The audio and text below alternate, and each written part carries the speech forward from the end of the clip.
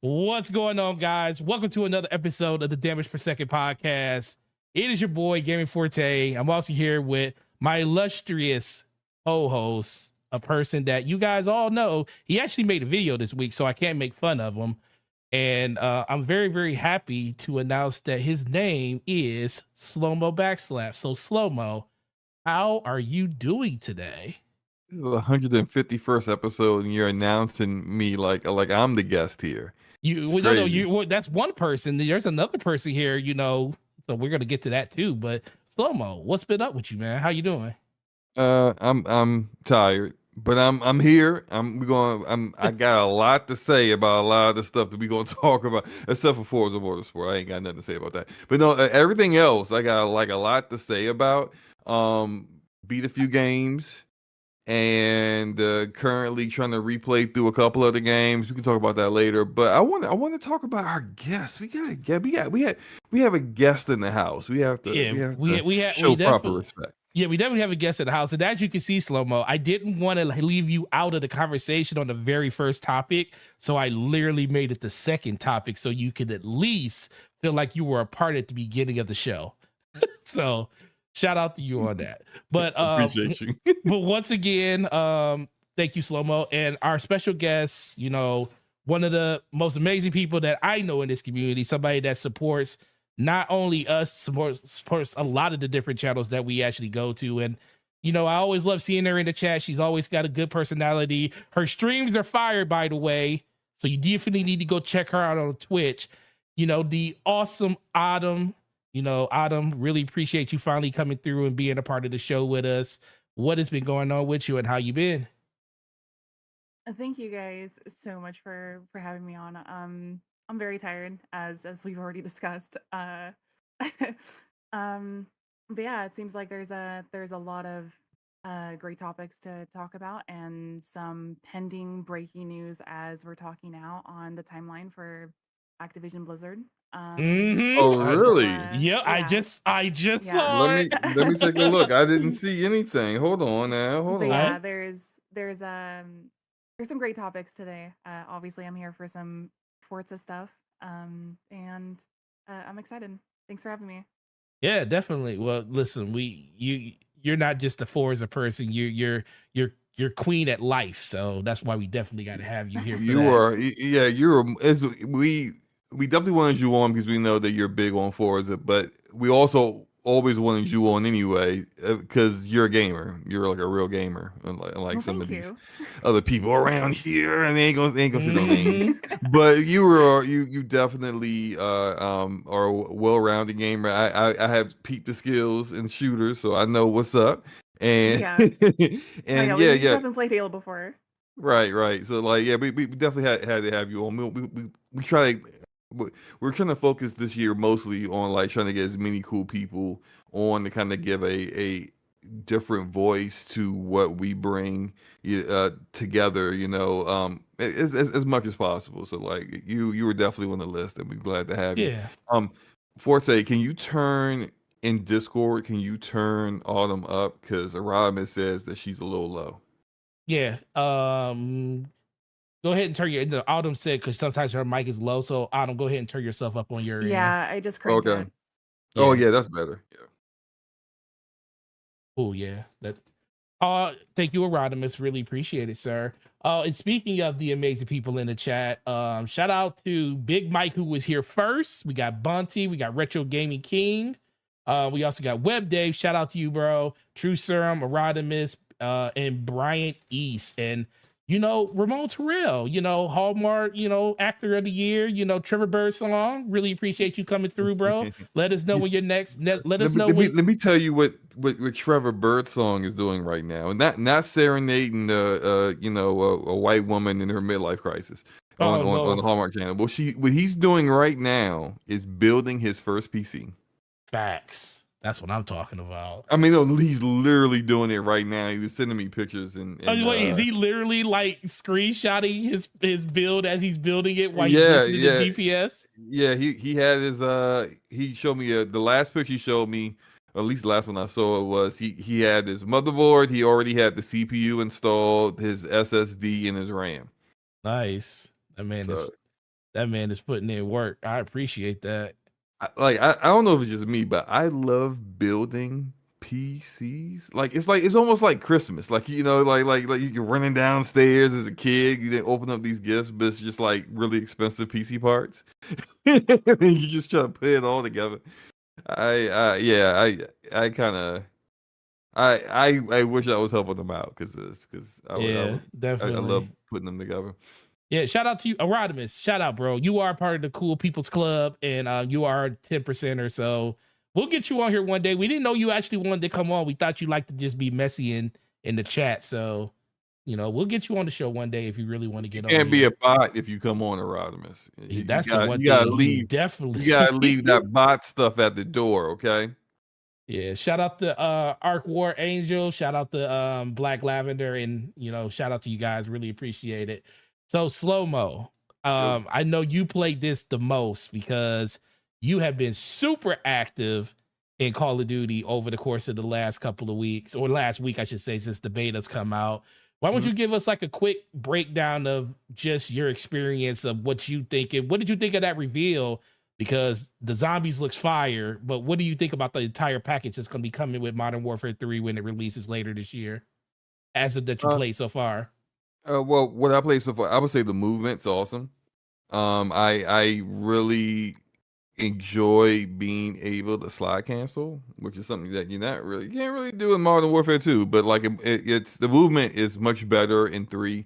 They got the old school maps from Modern Warfare 2 in it, so it's cool. I was enjoying myself. I played on PlayStation 5. And I played for the majority of last weekend. Got a lot of time into it. Maxed the level. I think the level max was 20. And the level max was 20. I maxed a couple of weapons. Already, I could kind of feel like there was just 2 guns everybody was running around with. And if you weren't running around with those 2 guns, you was getting clapped. You were in a town called Pound.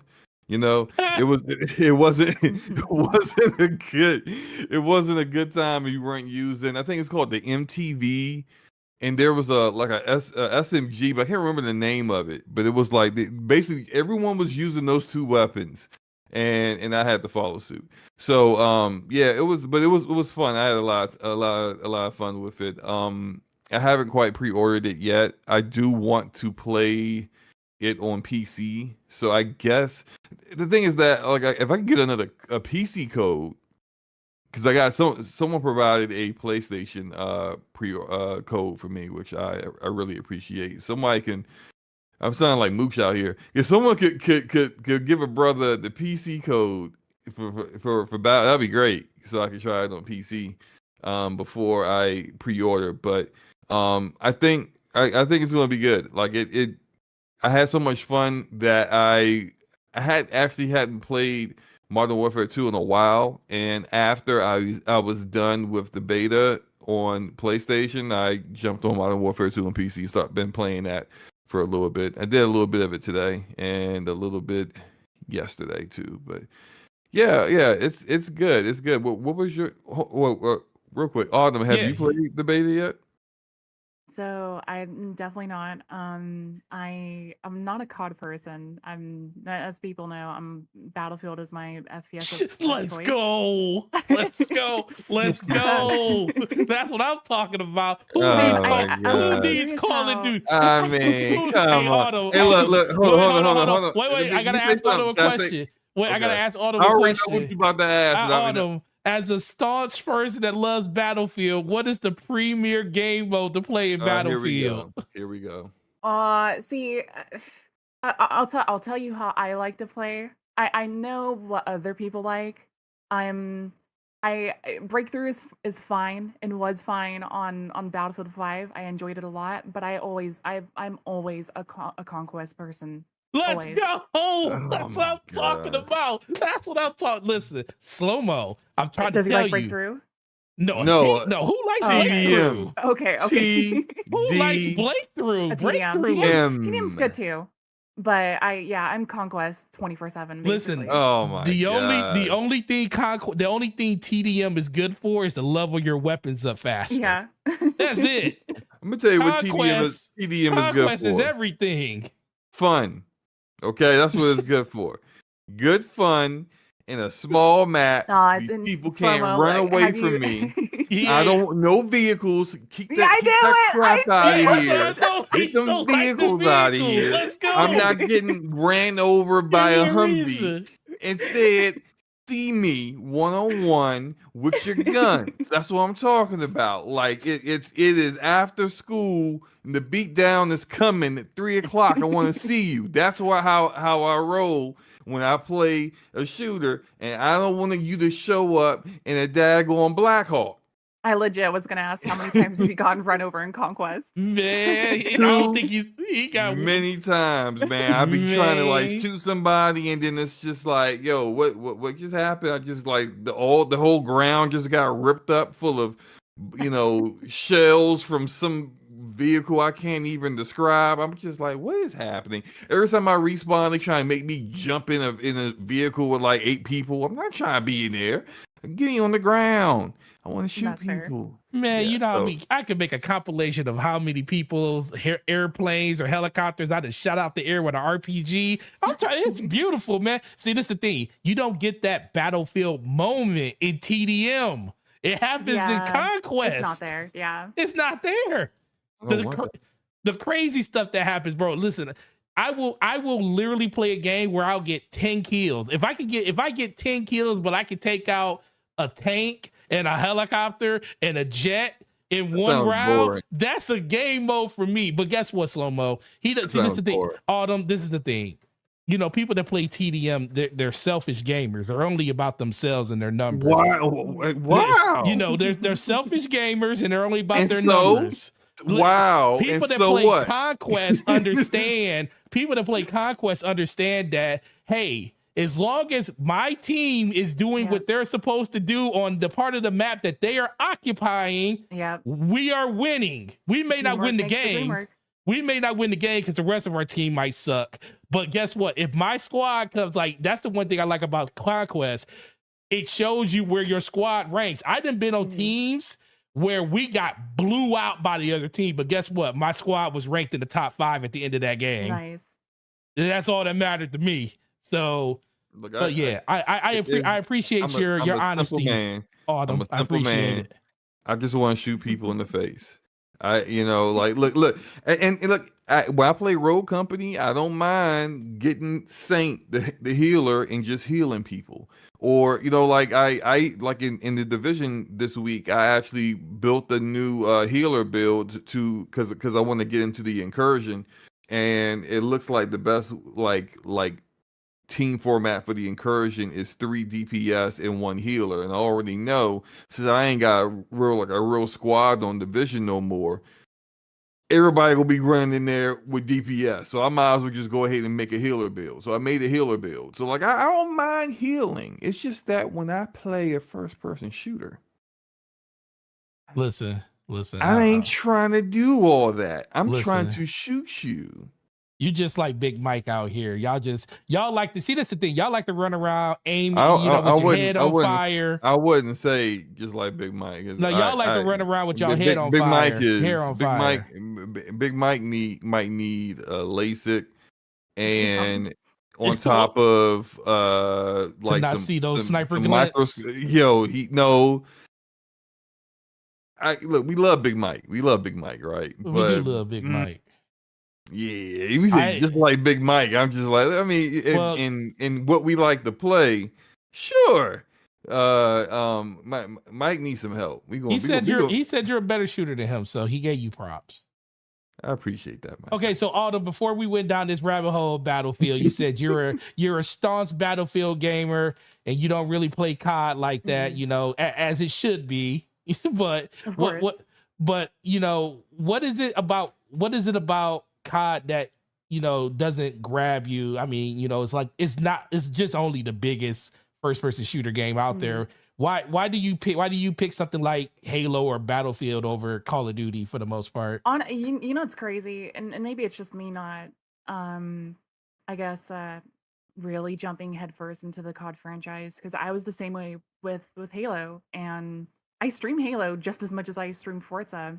Yes, you do. So I maybe it's just it's just I really don't know what it is. There's like some blockage in my head that's just stopping me from joining the COD franchise. Maybe it's just that because I'm really used to how Battlefield plays. Um, I, I couldn't really tell you exactly what it is. But obviously since, well, maybe not this year, but next year, years to come, when these games do eventually drop into Game Pass, there's that accessibility front to it that where I can, if I want to, I definitely can now. Right. I will say so.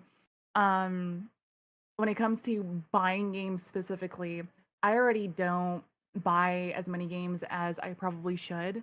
And knowing that I'm a big Battlefield player, for me personally, I cannot justify a price tag for Call of Duty. So if it's a Game Pass, that's a different conversation entirely for me. I'm You with know, you on that.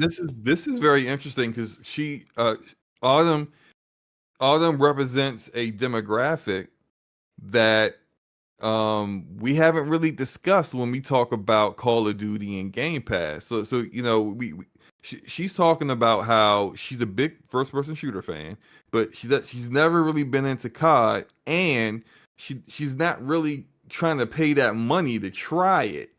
But if it's in Game Pass, she'll give it a shot. And I think I've seen you play. I think you'll probably like it if you get used to how COD is played versus like it's like every people who aren't fans of first person shooters, they think they all play the same just because you're looking at like in first person view and you can ADS and you Yeah. got guns. They don't play the same. Like Halo doesn't play like Battlefield, doesn't Right. play like And Call of Duty. I'm honestly glad you're bringing that up because I have a very specific comparison to make when we talk about Forza with what you just said. But yeah, I mean, like I said, Halo honestly would have been exactly the same way for me with the COD had it not been, free to play or, for the MCC being in Game Pass. If neither of those occurred, I wouldn't play Halo either. I would have never touched it. Yeah, because I mean, I get it, because once you get the shooter that speaks to you, that's all you kind of need. Like, Battlefield 4 for me was Battlefield 3 and 4, and I even played with Battlefield 2 when it was just multiplayer online only for PC. Once I got that itch, it was like cool. But Call of Duty, the one thing about Call of Duty, I just got tired of Call of Duty. I've always been a fan of it. It's just that I got tired of the Twitch nature of it. It was like, fast pace. It not saying that my mind didn't work that fast anymore, but it's like once I experienced what Battlefield was and the monotony and the slow pace of it, and you can still play it just as fast. I mean, not as fast because it's not as fast as a game, but it's like it's more deliberate. Like when you play Battlefield, you got to be deliberate in what you're doing. Yeah. Versus Call of Duty, I could just turn this corner, and if my reflexes is better than yours, I don't care if you saw me first. I'm gonna kill you. Yeah, for me, And that's honestly, what Call of Duty's about mostly.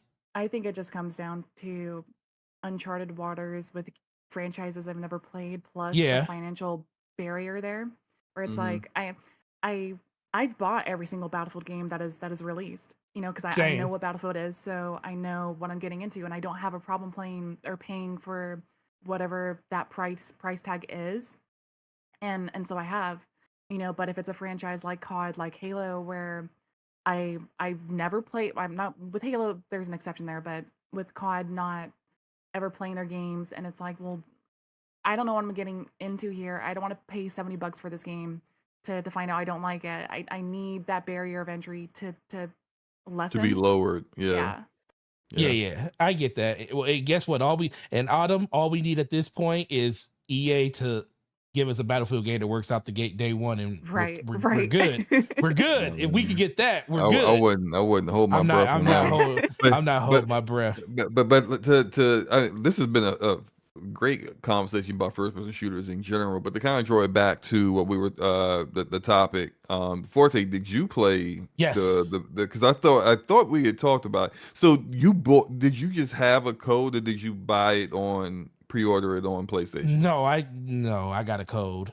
Okay, all right. You No, got a code. I So, wish so, I so wish what I was would have your pre-ordered that game. what was your thoughts of the open beta? No, I like it. It's basically Modern Warfare 2.5. It's basically what Modern Warfare 2 was, with just the the classic maps back, that they brought over from Battlefield 2. I'm gonna say this, and it's gonna sound real PC elitist, but Mm-hmm. it needs to be said. When you were playing on PlayStation, did you kind of feel like the visuals were just a little? Here you go. I mean, Not a little ugly. not as bright, not as Not crispy. no, not at all. I felt like I was playing a game. I ain't gonna say quite 360. No, go ahead and But say but it. but like I felt like I was playing a last gen game visually, and then and it felt that way even more when I went back when the beta was over and I went back to Modern Warfare 2 and I'm playing that. But of course, I'm But playing you're that playing that on PC, right? yeah. So I wonder. That's why I really want to play the open beta on PC just to see, was it just, am I tripping, or No, you're not tripping. You're not or tripping. did they just like? Because I was just like, well, why would they take a step back visually? And I kept thinking about that to myself. Then I had to say, wait a minute, I'm playing on PlayStation, man. Yeah, that's what it is. You're not ain't my stepping rig. back. You're just playing on play. That just lets you know how far you have comes, where you just like, man, I'm PC elitist, and that's all I play now is PC games, and I don't play on console unless I have to. But no, you're not wrong. The game doesn't. I don't think it's a downgrade, because I do think that it looks pretty much just like Modern Warfare 2. They added like a couple of different other elements to the game. I think the game is technically probably, they slowed it down a little bit, not a lot, like not really even noticeable, but just when you get into your game, it feels like your ADS is a little bit slower now. It's like, I think they're trying to like combat like the quit scopers and stuff like that. I think so. I thought it was, Or it could just be the weapons that I'm using. Well, before I did anything, I have screenshots of my settings. Oh yeah, you go through and change your reticles and all that. Yeah, stuff. I do. Whenever I play any shooter, I change. I probably should get a baseline first, because I even did this with X Defiant, and I didn't even play X Defiant. I just immediately started tinkering, went into the shooting range, tinkered some more, and then went into the game and found out the shooting range and the game was completely off. But then I immediately just started kind of like changing things. I never play things just straight up default.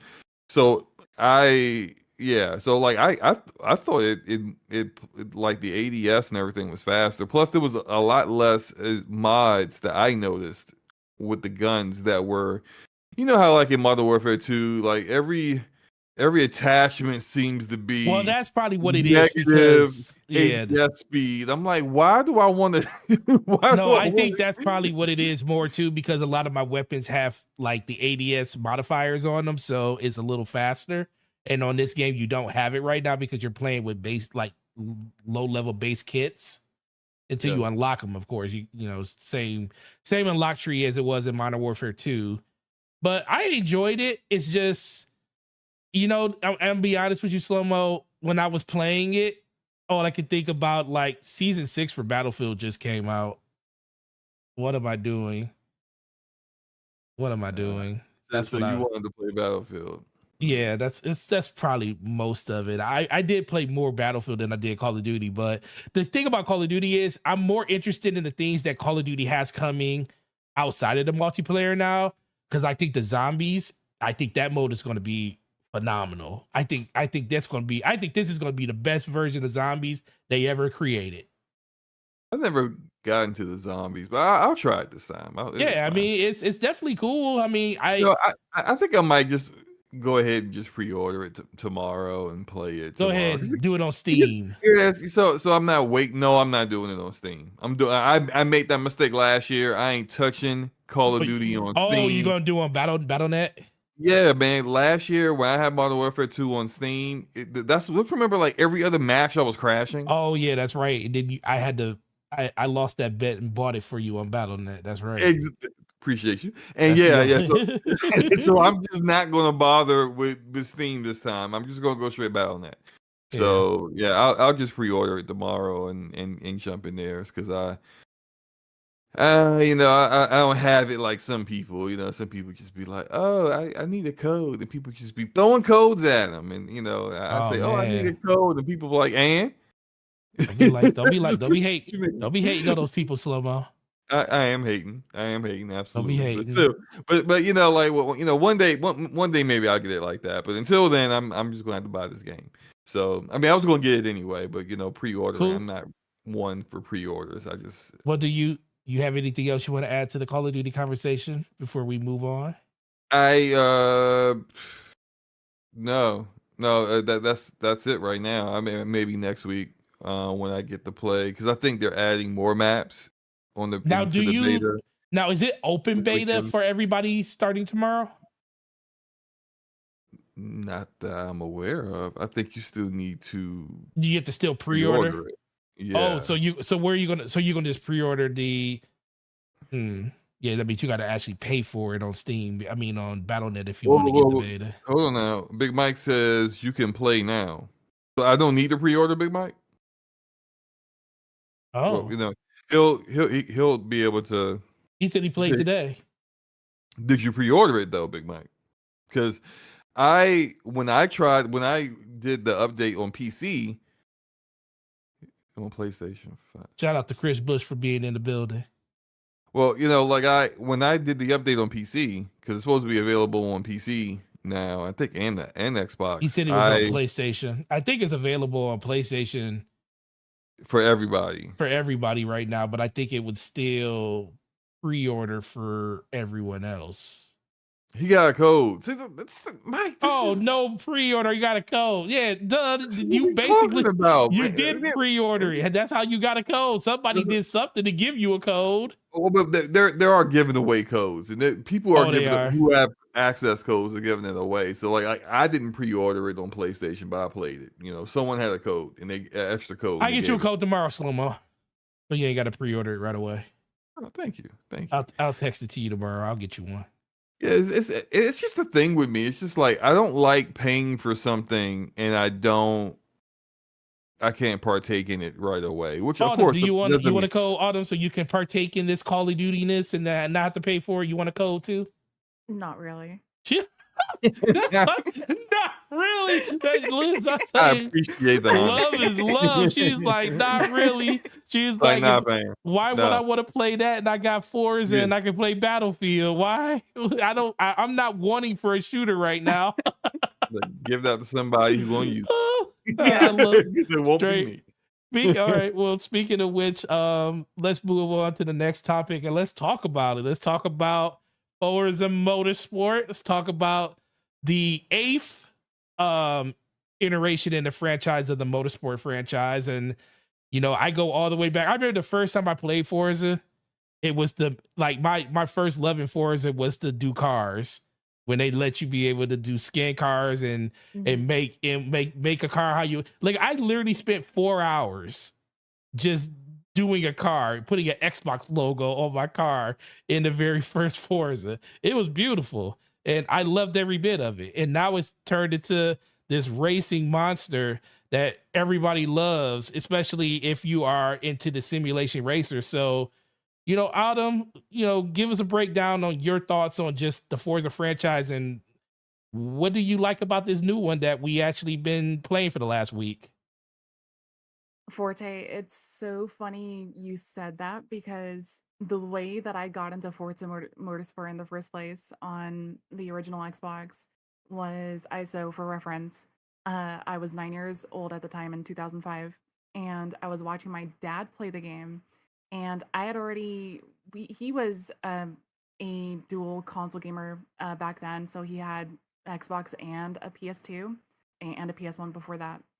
And so I had some reference towards Gran Turismo then, but watching him play Forza for the first time and seeing that you could put, decals and vinyls and liveries on your car, Yep. like you said, an Xbox logo, I was like, when I saw that for the first time, I thought that was by far the coolest thing I've ever seen in a racing game.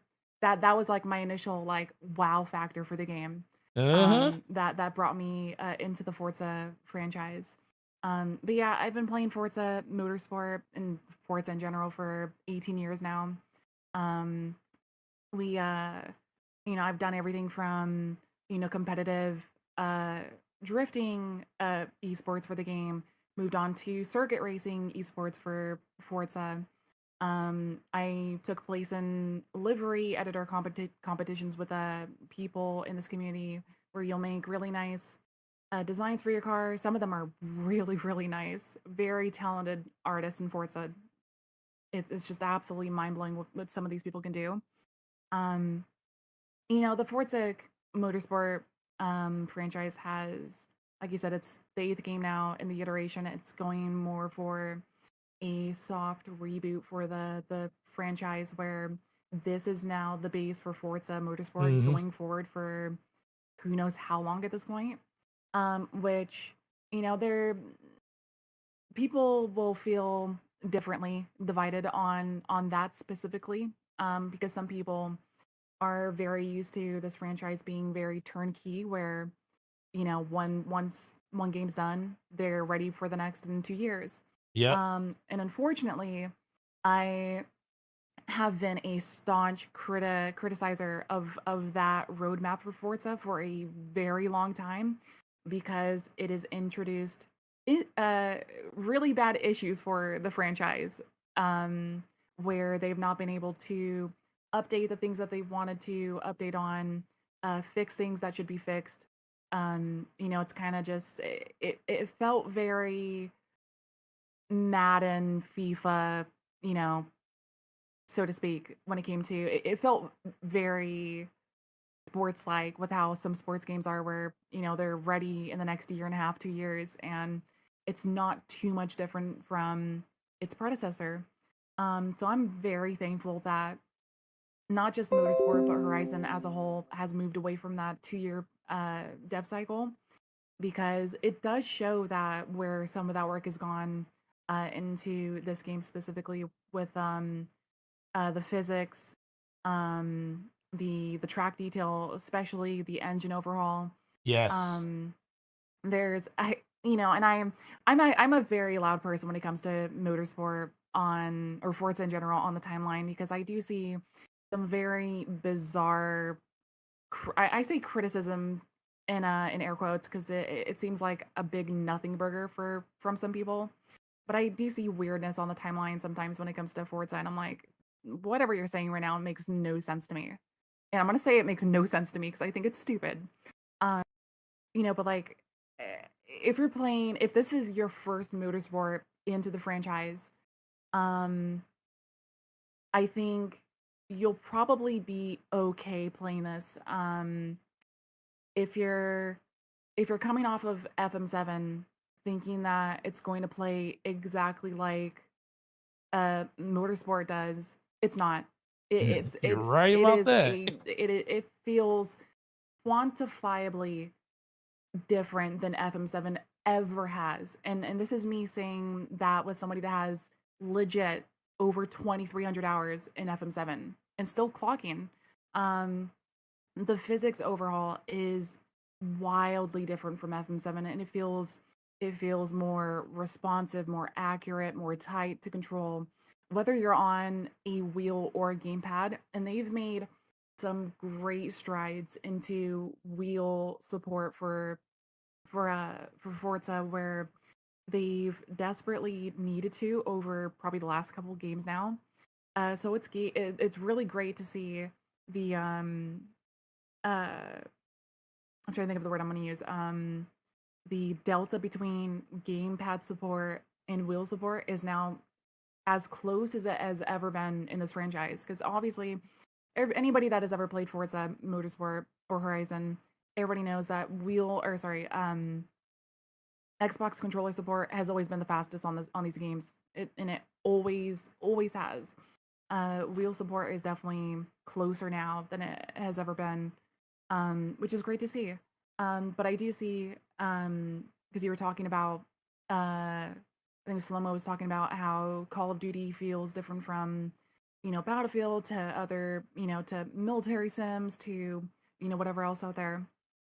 And obviously, the same can be said for Forza Motorsport. I I see, like I said before, I see a lot of stuff on my timeline from different racing games out there and different people in the community that play, R Factor, iRacing, Assetto Corsa, whatever. And I I think the biggest mistake that people have going into this game is that they play iRacing or Assetto Corsa and they're like, well, I'm super fast on these super realistic sim racers. So obviously, I want to be super fast on Forza, and it's like, well, no, that's not how any of that works. If you've never played this franchise before, you have to learn what the franchise is, you know. Um, and I think so. Like I've actually been playing with a couple sim racers that do stuff for like Gran Turismo 7 and Assetto Corsa, and some of them have actually been really enjoying this game, and we've had a lot of great competitive racing online over the last couple days. Um, and I've seen, honestly, from the sim racing, super hardcore sim racing side, I've seen maybe one or two negative criticisms towards this game where they're like, well, I don't like how this drives.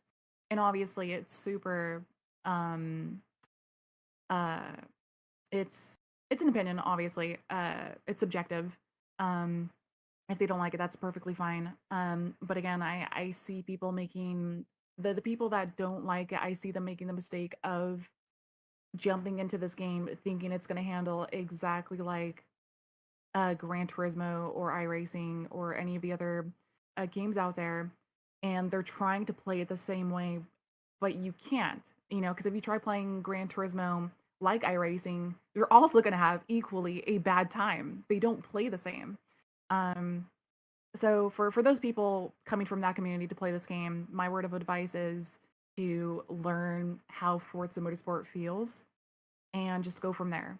Don't play it like it's the same games like everything else because it's not.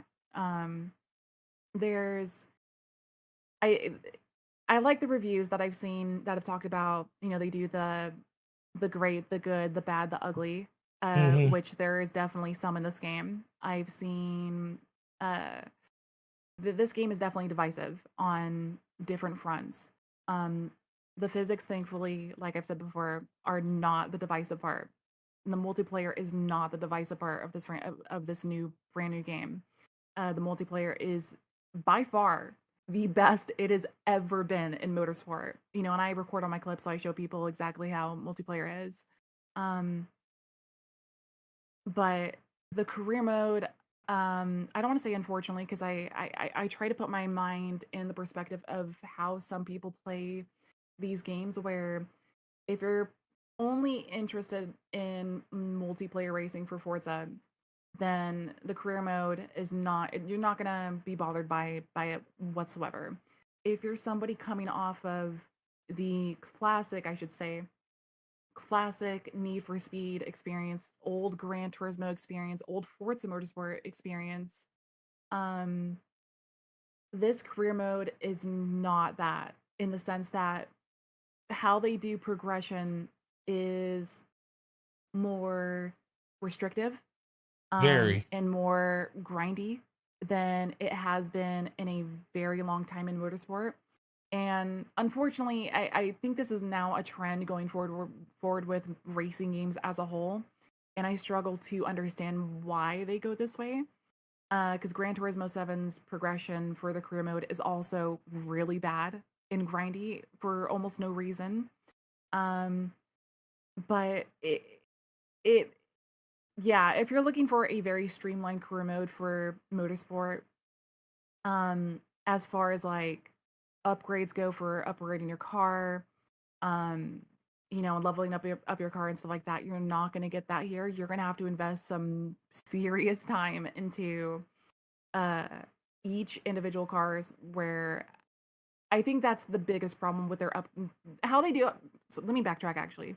Um how upgrades work in Motorsport is the same how they've done in Horizon, and it's the same. It works practically the same Mhm. as it has always been in Motorsport, going back 18 years. Most of the upgrades are relatively the same. Same with tuning options and all that. But they have a level of grind underneath it where it's gated, and it makes the progression feel almost almost like 200% lower than it has ever felt in these games before. So, like I said, you're going to be grinding a lot for leveling up your cars and stuff like that. And it's almost like it's salt in the wound when you also realize that each individual upgrade is tied to each individual car. Mhm. So it Yeah. doesn't matter if you have you could have copies of the same car. Every single car starts at level zero. So um if you're planning on if you have a fully upgraded level 50 car, which is the max level for any car in this game, and you want to have those same upgrades on in an identical car, you can't do that in this game. It starts from zero. Every car starts from zero all over again. And that has very specific implications towards private multiplayer lobbies. Uh, if you're doing like esports and stuff like that, where there is a level of um where this will affect that for the people that do that, which I do. But I do spec racing, so I don't race cars with upgrades in the first place. Like I said, it really depends on how you play Forza, and Forza Horizon is gonna it might be divisive for you depending on how you play this game. Yeah. The one thing that really stuck out to me starting it was, I already knew when I saw the reviews, I was like, okay, so they tie progression to the car. And and then I realized, like, oh yeah, it's not just tied to the car, it's tied to every car. It's like every car you get into starts at zero. Isn't it? Look, I don't know anything, right? No, you're Yeah, going I know. I know. I don't know nothing, right, about this game. But I did you still see. got points though. Go ahead. I've been looking at commentary, I guess, or reviews or people discussing it. How do you? So, is it true that like once you're trying to level up a car, you can't choose any other cars? Is that true, or is it just No, you can choose whatever car you want at any moment. It's just if you've already leveled up your car to max level and you want to buy that exact same car, you start from zero again on that new car you bought.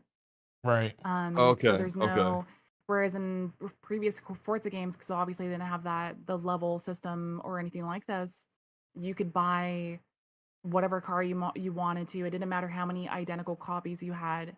If you wanted to take those upgrades and that tune you have for that car and put it on the same car, you could without any negative penalty behind it, which is what this Oh, game okay. has.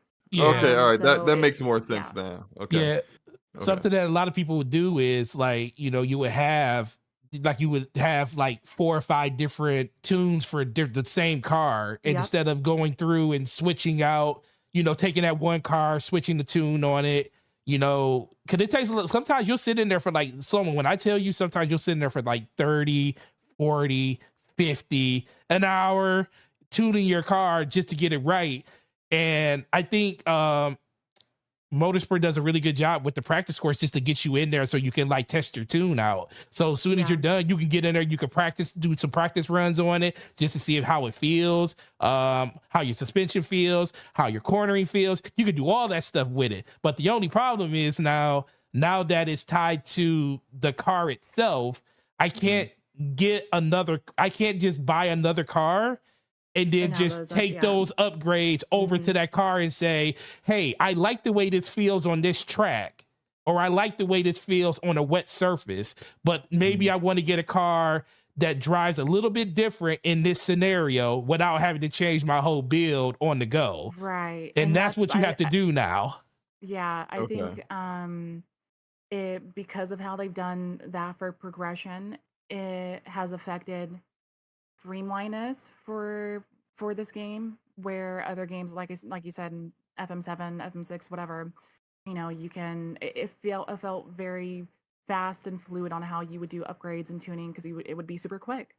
Um I so like I said, depending on how you play Motorsport slash Horizon, and you're going into this game, you will either be fine with it, or it'll be divisive for some people. The one thing I want to say, because I almost forgot this, Yeah. and I've mentioned it multiple times now on my timeline, because it really agitates me to no end, is seeing a lot of what is the phrase that people use in this community now? What are they called? Outrage merchants, Oh, grifters. yeah. Grifters, yeah. There are Grifters, very yeah. specific people on this that I follow, unfortunately, that I've seen uh keep saying this over and over again. I'm like, where are you guys getting this information from? Because it is legit wrong. And I'm seeing people like there's one thing to be. I understand if you're upset with how they've done upgrades for this game, but to claim that this game has been in development for 6 years is flat out wrong. This game has not been in development for anywhere near 6 years, not even close. So for the people that I keep seeing on the timeline saying that over and over again, it's not right. It's just not. It might have been 6 years since FM7 released, Yeah. but as we've already discussed, unless you're a Madden, a FIFA, or any of those types of games, or the previous Motorsport and Horizon games from the past, that sort of dev cycle does not apply to this game. What- So it just, sorry, go ahead. Well, no, the unfortunate thing about that, and that just lets you know how those people know nothing about what this game is, and all they see is what the Yeah. surface shows them. Because when you look at the game, yeah, does it look markedly different from FM7? No. But does the tracks look markedly different from FM7? No. But everything about this game under the hood is totally different. And that's the thing that these people don't realize. So it's like they talk about the overall experience of the game. Like, first of all, they're talking in ignorance, because most of them don't even know even how to even play a game like this. And they'll be the first one to say, like, well, I don't even like games like this, but they'll be the first ones to critique it and say Yeah. that, well, this game's been in development for 6 years and it doesn't look like they made any marketable changes to it at all. And I'm saying, well, the biggest thing that you got to kind of realize about a racer, the visuals is something that goes by at 120 to 200 miles an hour that you're barely paying attention to. How does this car feel when I go around this corner? How did this car feel when I'm transitioning from section to section? When I take that wide turn and I go off that bank, how does the car feel? How does it feel when I'm drifting off of the side of somebody and picking up momentum as I'm coming up behind them? How does that feel? How does the drag feel in the game? And those are the things that they're not really thinking about when they're talking about stuff like this. And being a person like, and listening to you talk about it, it just makes me want to get better at the game. That was something I heard you were talking about when you were streaming. Like, you want to help people get better at games like this. And that's the thing about this game. It's like there is something there in this game if it's something that you want to work to get better at. And I think the thing about this game is a game that you can't, it's like Forza, all right, Horizon is a game that you can pick up, you can enjoy, because it's an arcader at heart. It has simulation style systems in it that kind of help you along to be, get better at that type of game. Where this game, it can literally not hold your hand if you don't want it to. Yeah. And that's the thing I appreciate the most about it, because you tailor that experience the way you want to. But people have to realize, do you want to learn what this game is all about, or do you want to talk about the things that the game doesn't have or what you think it doesn't have? Right. And I think, like I said, I've seen and obviously it's not that many people saying this, but they're big enough to people to where I see it come across my timeline, and I'm like, well, that just seems weird. What you're Right. saying, it doesn't make a lot of sense to me. And I think, like I said on my stream, I I have my streams on this game where I can show people, if you want to be your fastest self in motorsport, you have to learn the rules of this game. They have the tool set for it, for where you can be your fastest self if you're willing to learn. If you're not, then you might never get there. It just, well, multiplayer specifically, I should say. Obviously career, you can tailor that to however you want to drive, and you don't have to really think too much about it.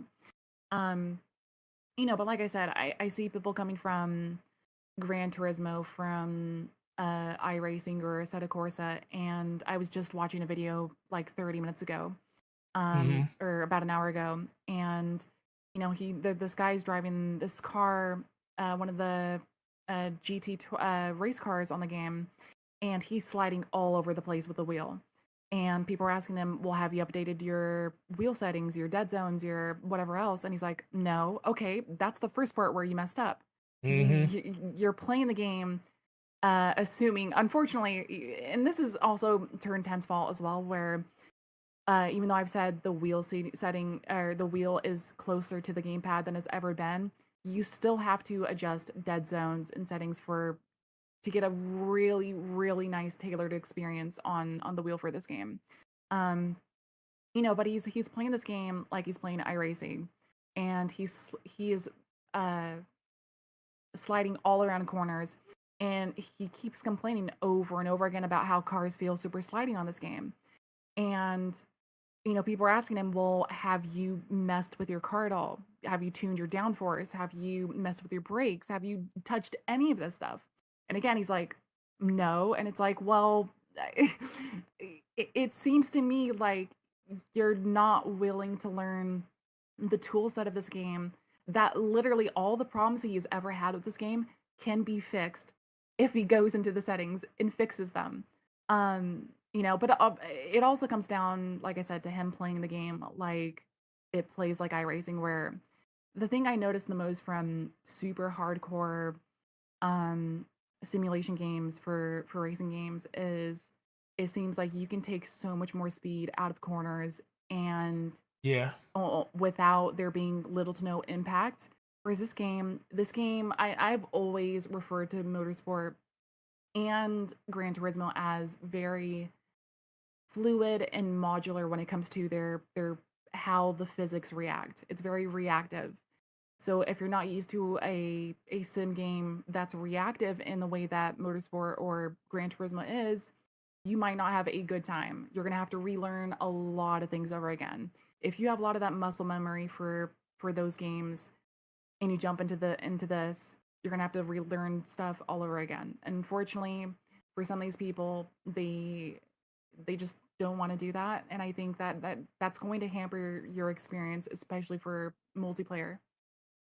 Yeah. What wheel are you actually playing with, or are you playing both wheel and stick? So for Motorsport, I specifically play on my gamepad, because that Okay. is by far where I'm my most fastest. And for anybody that's ever wondering, because I do post this stuff on Twitter pretty frequently. Moving from FM7 to Motorsport now, uh, I am quite consistently, you know, top 20, top 10 in the world out of many, many, many thousands upon tens of hundreds of thousands of people on all these leaderboards. Go ahead and Brag flex. about it. And Go ahead and Brag flex, about girl. it. Go ahead and flex. and it Let them but know.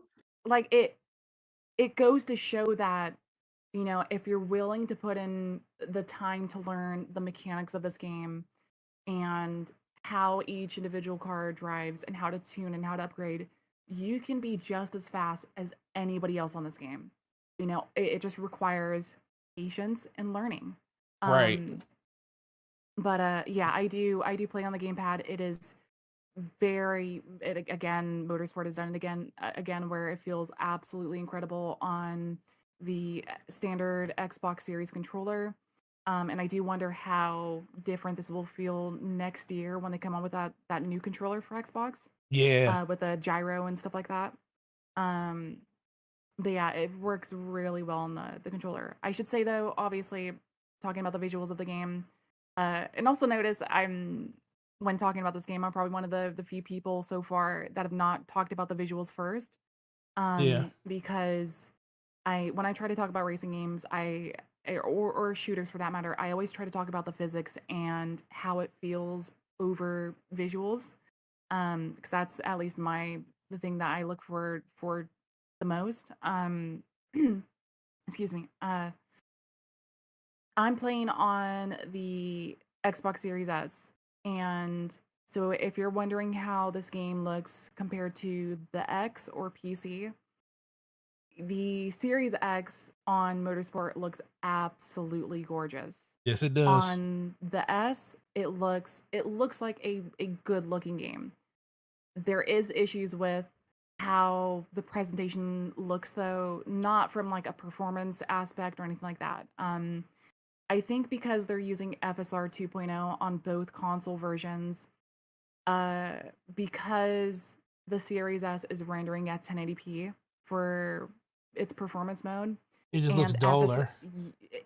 FSR is trying to reconstruct an image from already a lower resolution, and in turn, there is a lot of ghosting on this game, and it's very noticeable. So not specifically in the daytime for any of the day races, but anything having to do with like night races, night lights, street lights, anything like that, the ghosting is super obvious.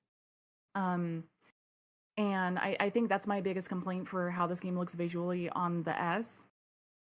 Obviously, this has nothing to do with the X, like I said before, because it's 1440p for performance RT mode, 4K for quality mode and performance mode, so you don't have to deal with as aggressive uh, ghosting artifacts or anything like that.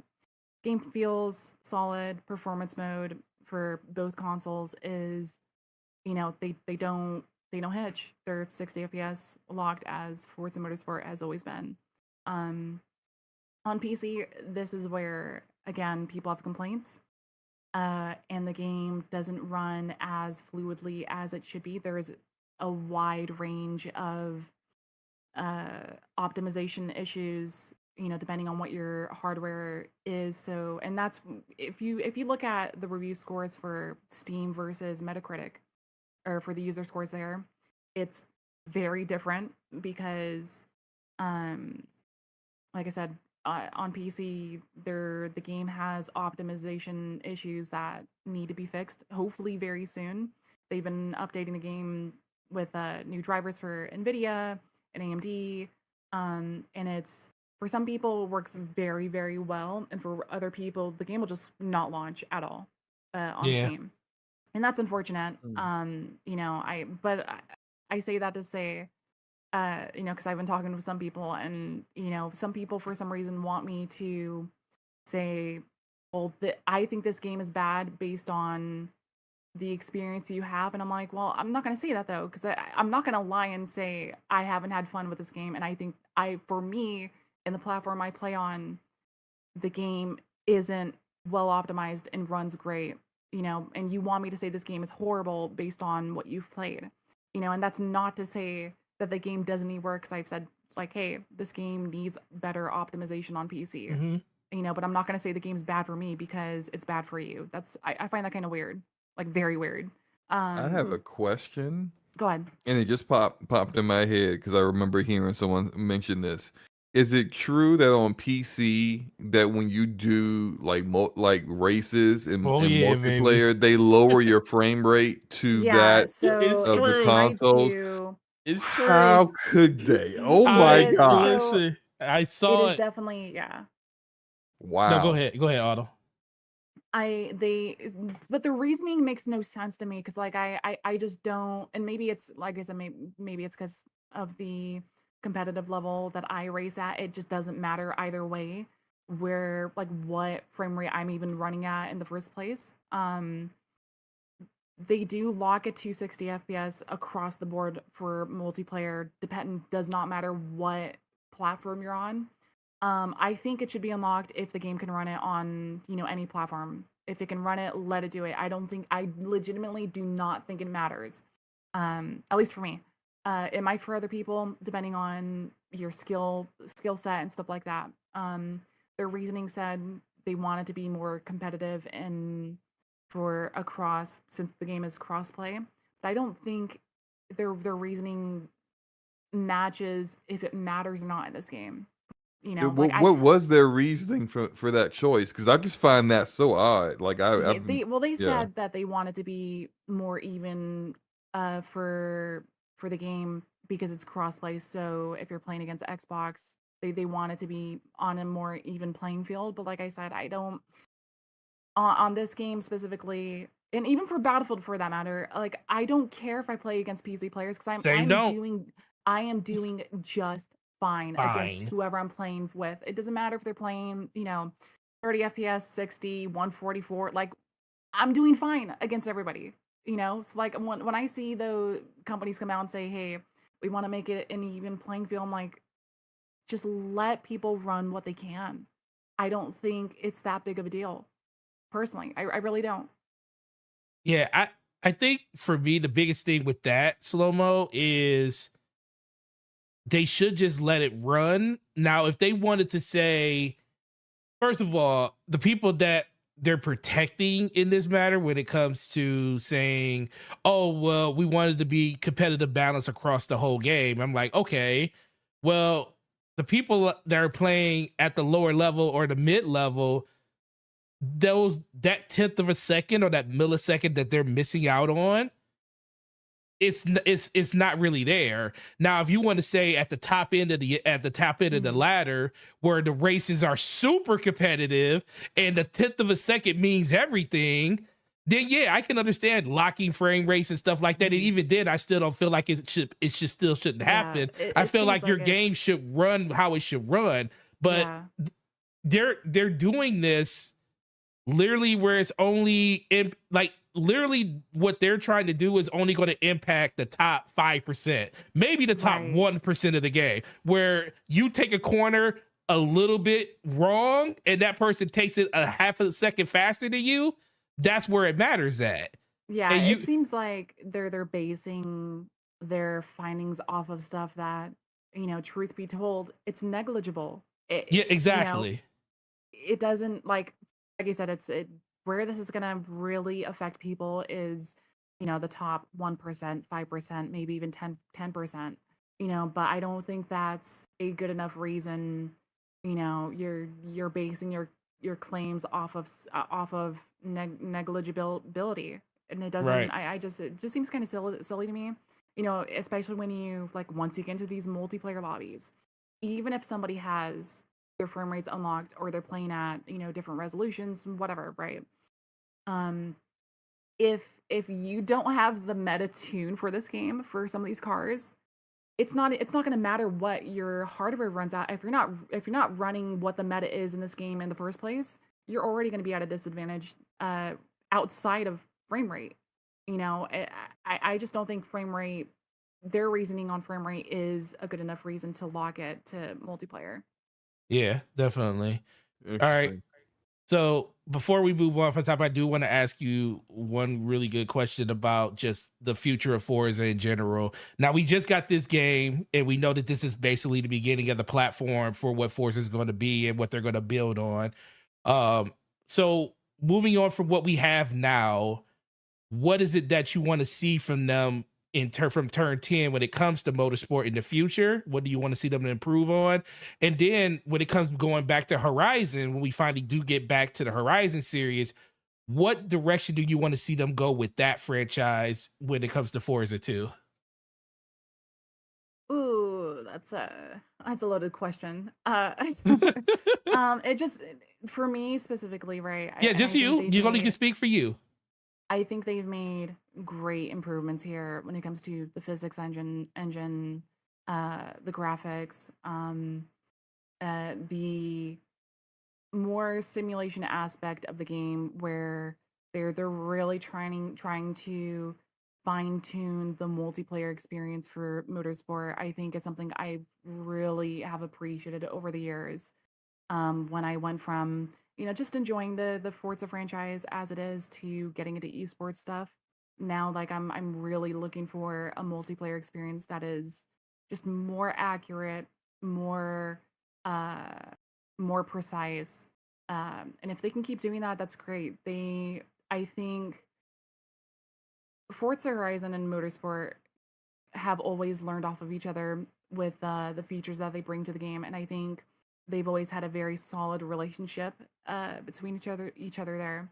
I think this is the first Motorsport game I've played where they're behind in Horizon specifically, where it comes to like quality of life, um, community features that are being asked for, where you look at the photo mode, or how replays are done, or any small stuff like that, especially with stuff for like upgrades too, where you see all the new improvements that Horizon 5 has been getting over the last year plus since it's been out, or 2 years since it's been out, and they've had those 2 years to so that you could have those nicer features in the game. And I think, unfortunately, Motorsport is behind in that aspect where they don't have those new features, which wouldn't even take that much time to implement in the first place for this game, uh, since they already share that code base between the games. I just think when it comes to quality of life for Motorsport, I think they could do a much better job on how they release updates and the rate at which they update them. Um, I think when it comes to track lists and stuff like that, they're already off to a really good start where we've had to wait, years for Motorsport 7 and 6 to get track updates.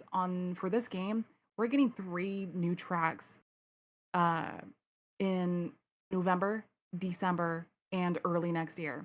That's already, in my mind, that the rate at which they're releasing these tracks is way better than Motorsport has ever been. So there's a really great base there for them to rapidly come out with cars, more tracks, just content in general. Um, Horizon, on where and what I want to see from that franchise, I think it just, for me, I people are not gonna like me when I say this, but I've been saying it for years at this point.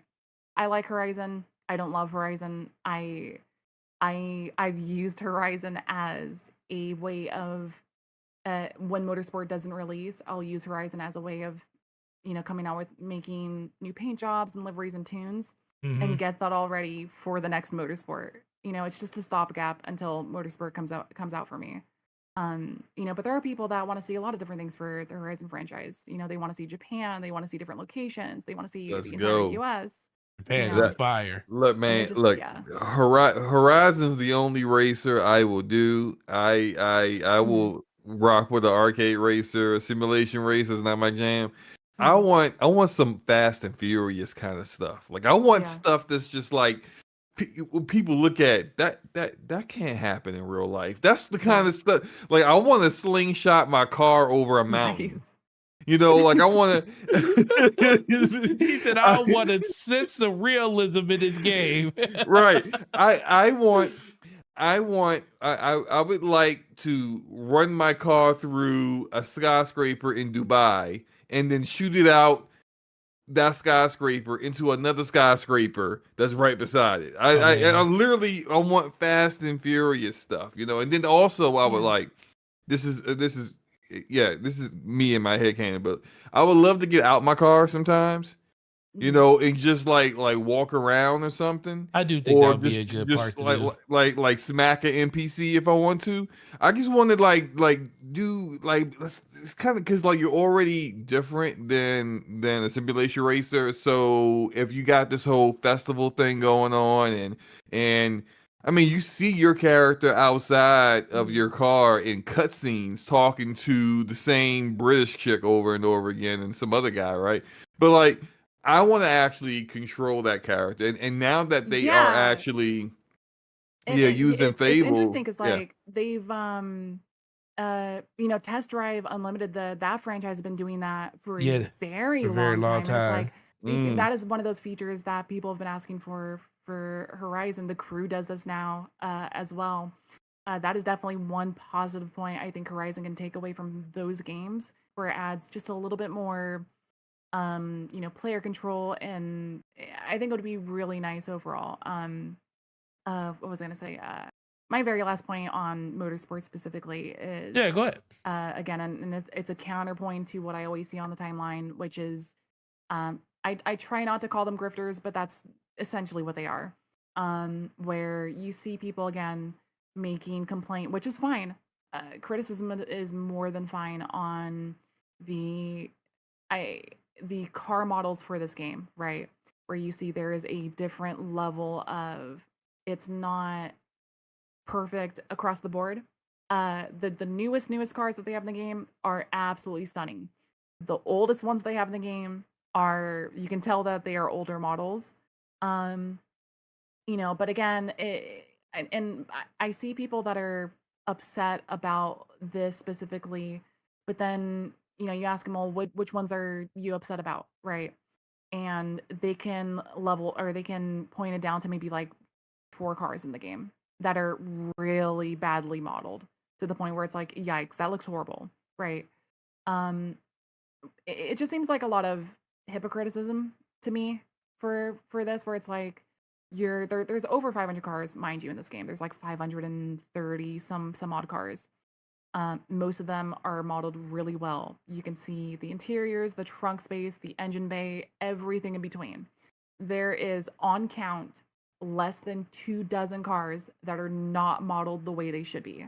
And it's like, I'm an advocate for making games better. So if you're on the Forza forums, which is the place to be for these complaints, if you really don't like this stuff, go on the Forza forums and say, hey, there was a problem with this car specifically. Can you update this? Can you fix it?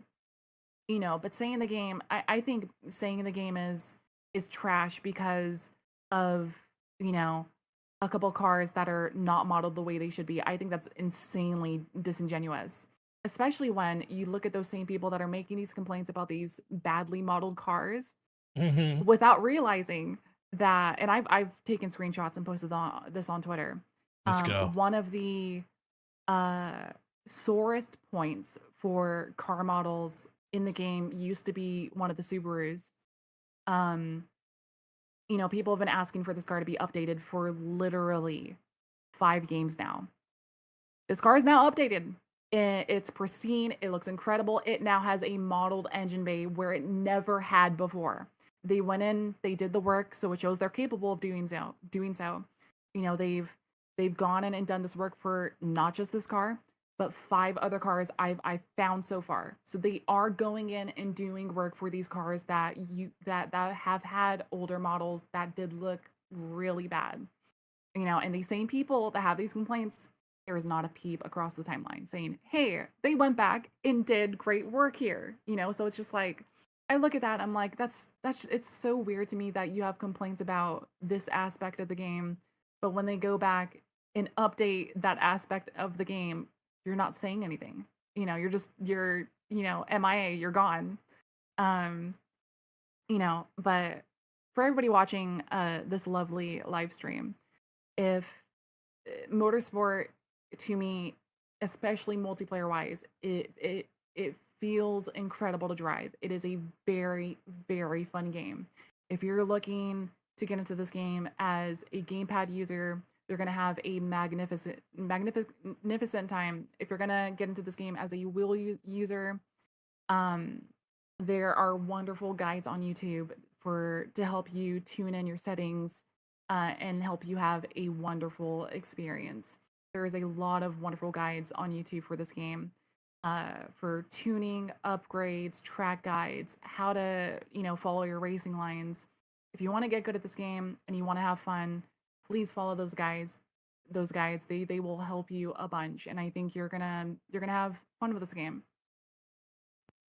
Cool. Well, I cannot undersell or even oversell how amazing it has been to get your viewpoints on just Forza in general, because Big facts. I think a lot of people out here are just misinformed on what the game actually is. They just Yeah. they just see a racer, and underneath that racer is a lot more than just that. It's an experience, and people kind of gotta, realize that, because they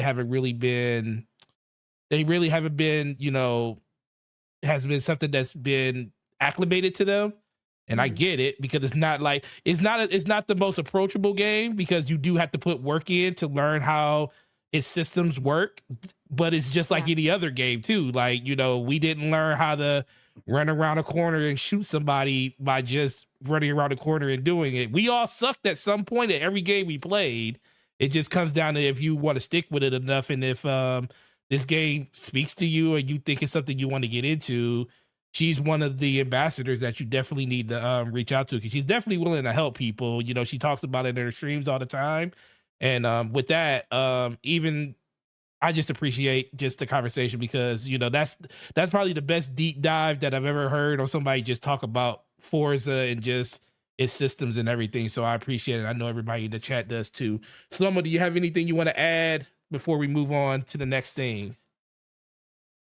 I want a Fast and Furious DLC for Forza Horizon Again. 6. You want another one? No, not the Fast and Furious game. That was awful. That thing should be set on fire and call an exorcist and get it out of here. I'm talking about a Fast and Furious like DLC. You know how they had like Lego? No, was it Lego? No, it was That's Maxbox. probably What the- was yeah. it? That is Well, literally yeah. the best part of no lie. The best part of Horizon is when they do those DLCs. Right, those DLCs where they get together with some big brand, some big license. That They stuff did is Hot stuff Wheels. is The great. Hot Wheels It's the one was that great. was at Hot They Wheels. were good. Dude, when I played the Yeah. Hot Wheels one, I was like, remember the first time I played it and you went up off the ground and you jumped off the ramp? I was like, yo, Yeah. this is great. And so what I'm saying, look, if they do Forza Horizon 6 in Japan, I want to see that balding white guy from Tokyo Drift in there, right? I want him in there. I want Bow Wow in there. I want to be drifting. I want all that stuff, and then I want Vin Diesel to show up, and he could be like, hey, Family. man. Family. Yeah, Family. Family. Yeah, Family, be baby. family. Like I look, man. I'm telling you. And they usually with their DLCs, you still have to pay for them, even though you have Game Pass. Everybody's buying it. I'm telling you, everyone will buy that. They should do it. They should absolutely do it. Definitely. Cool. Agreed. All right, moving on to the next thing. Great Forza topic. Get over back to talk about some other games and stuff. Let's talk Halo. Slow-mo. Yo. Is Halo back? Halo been back, man.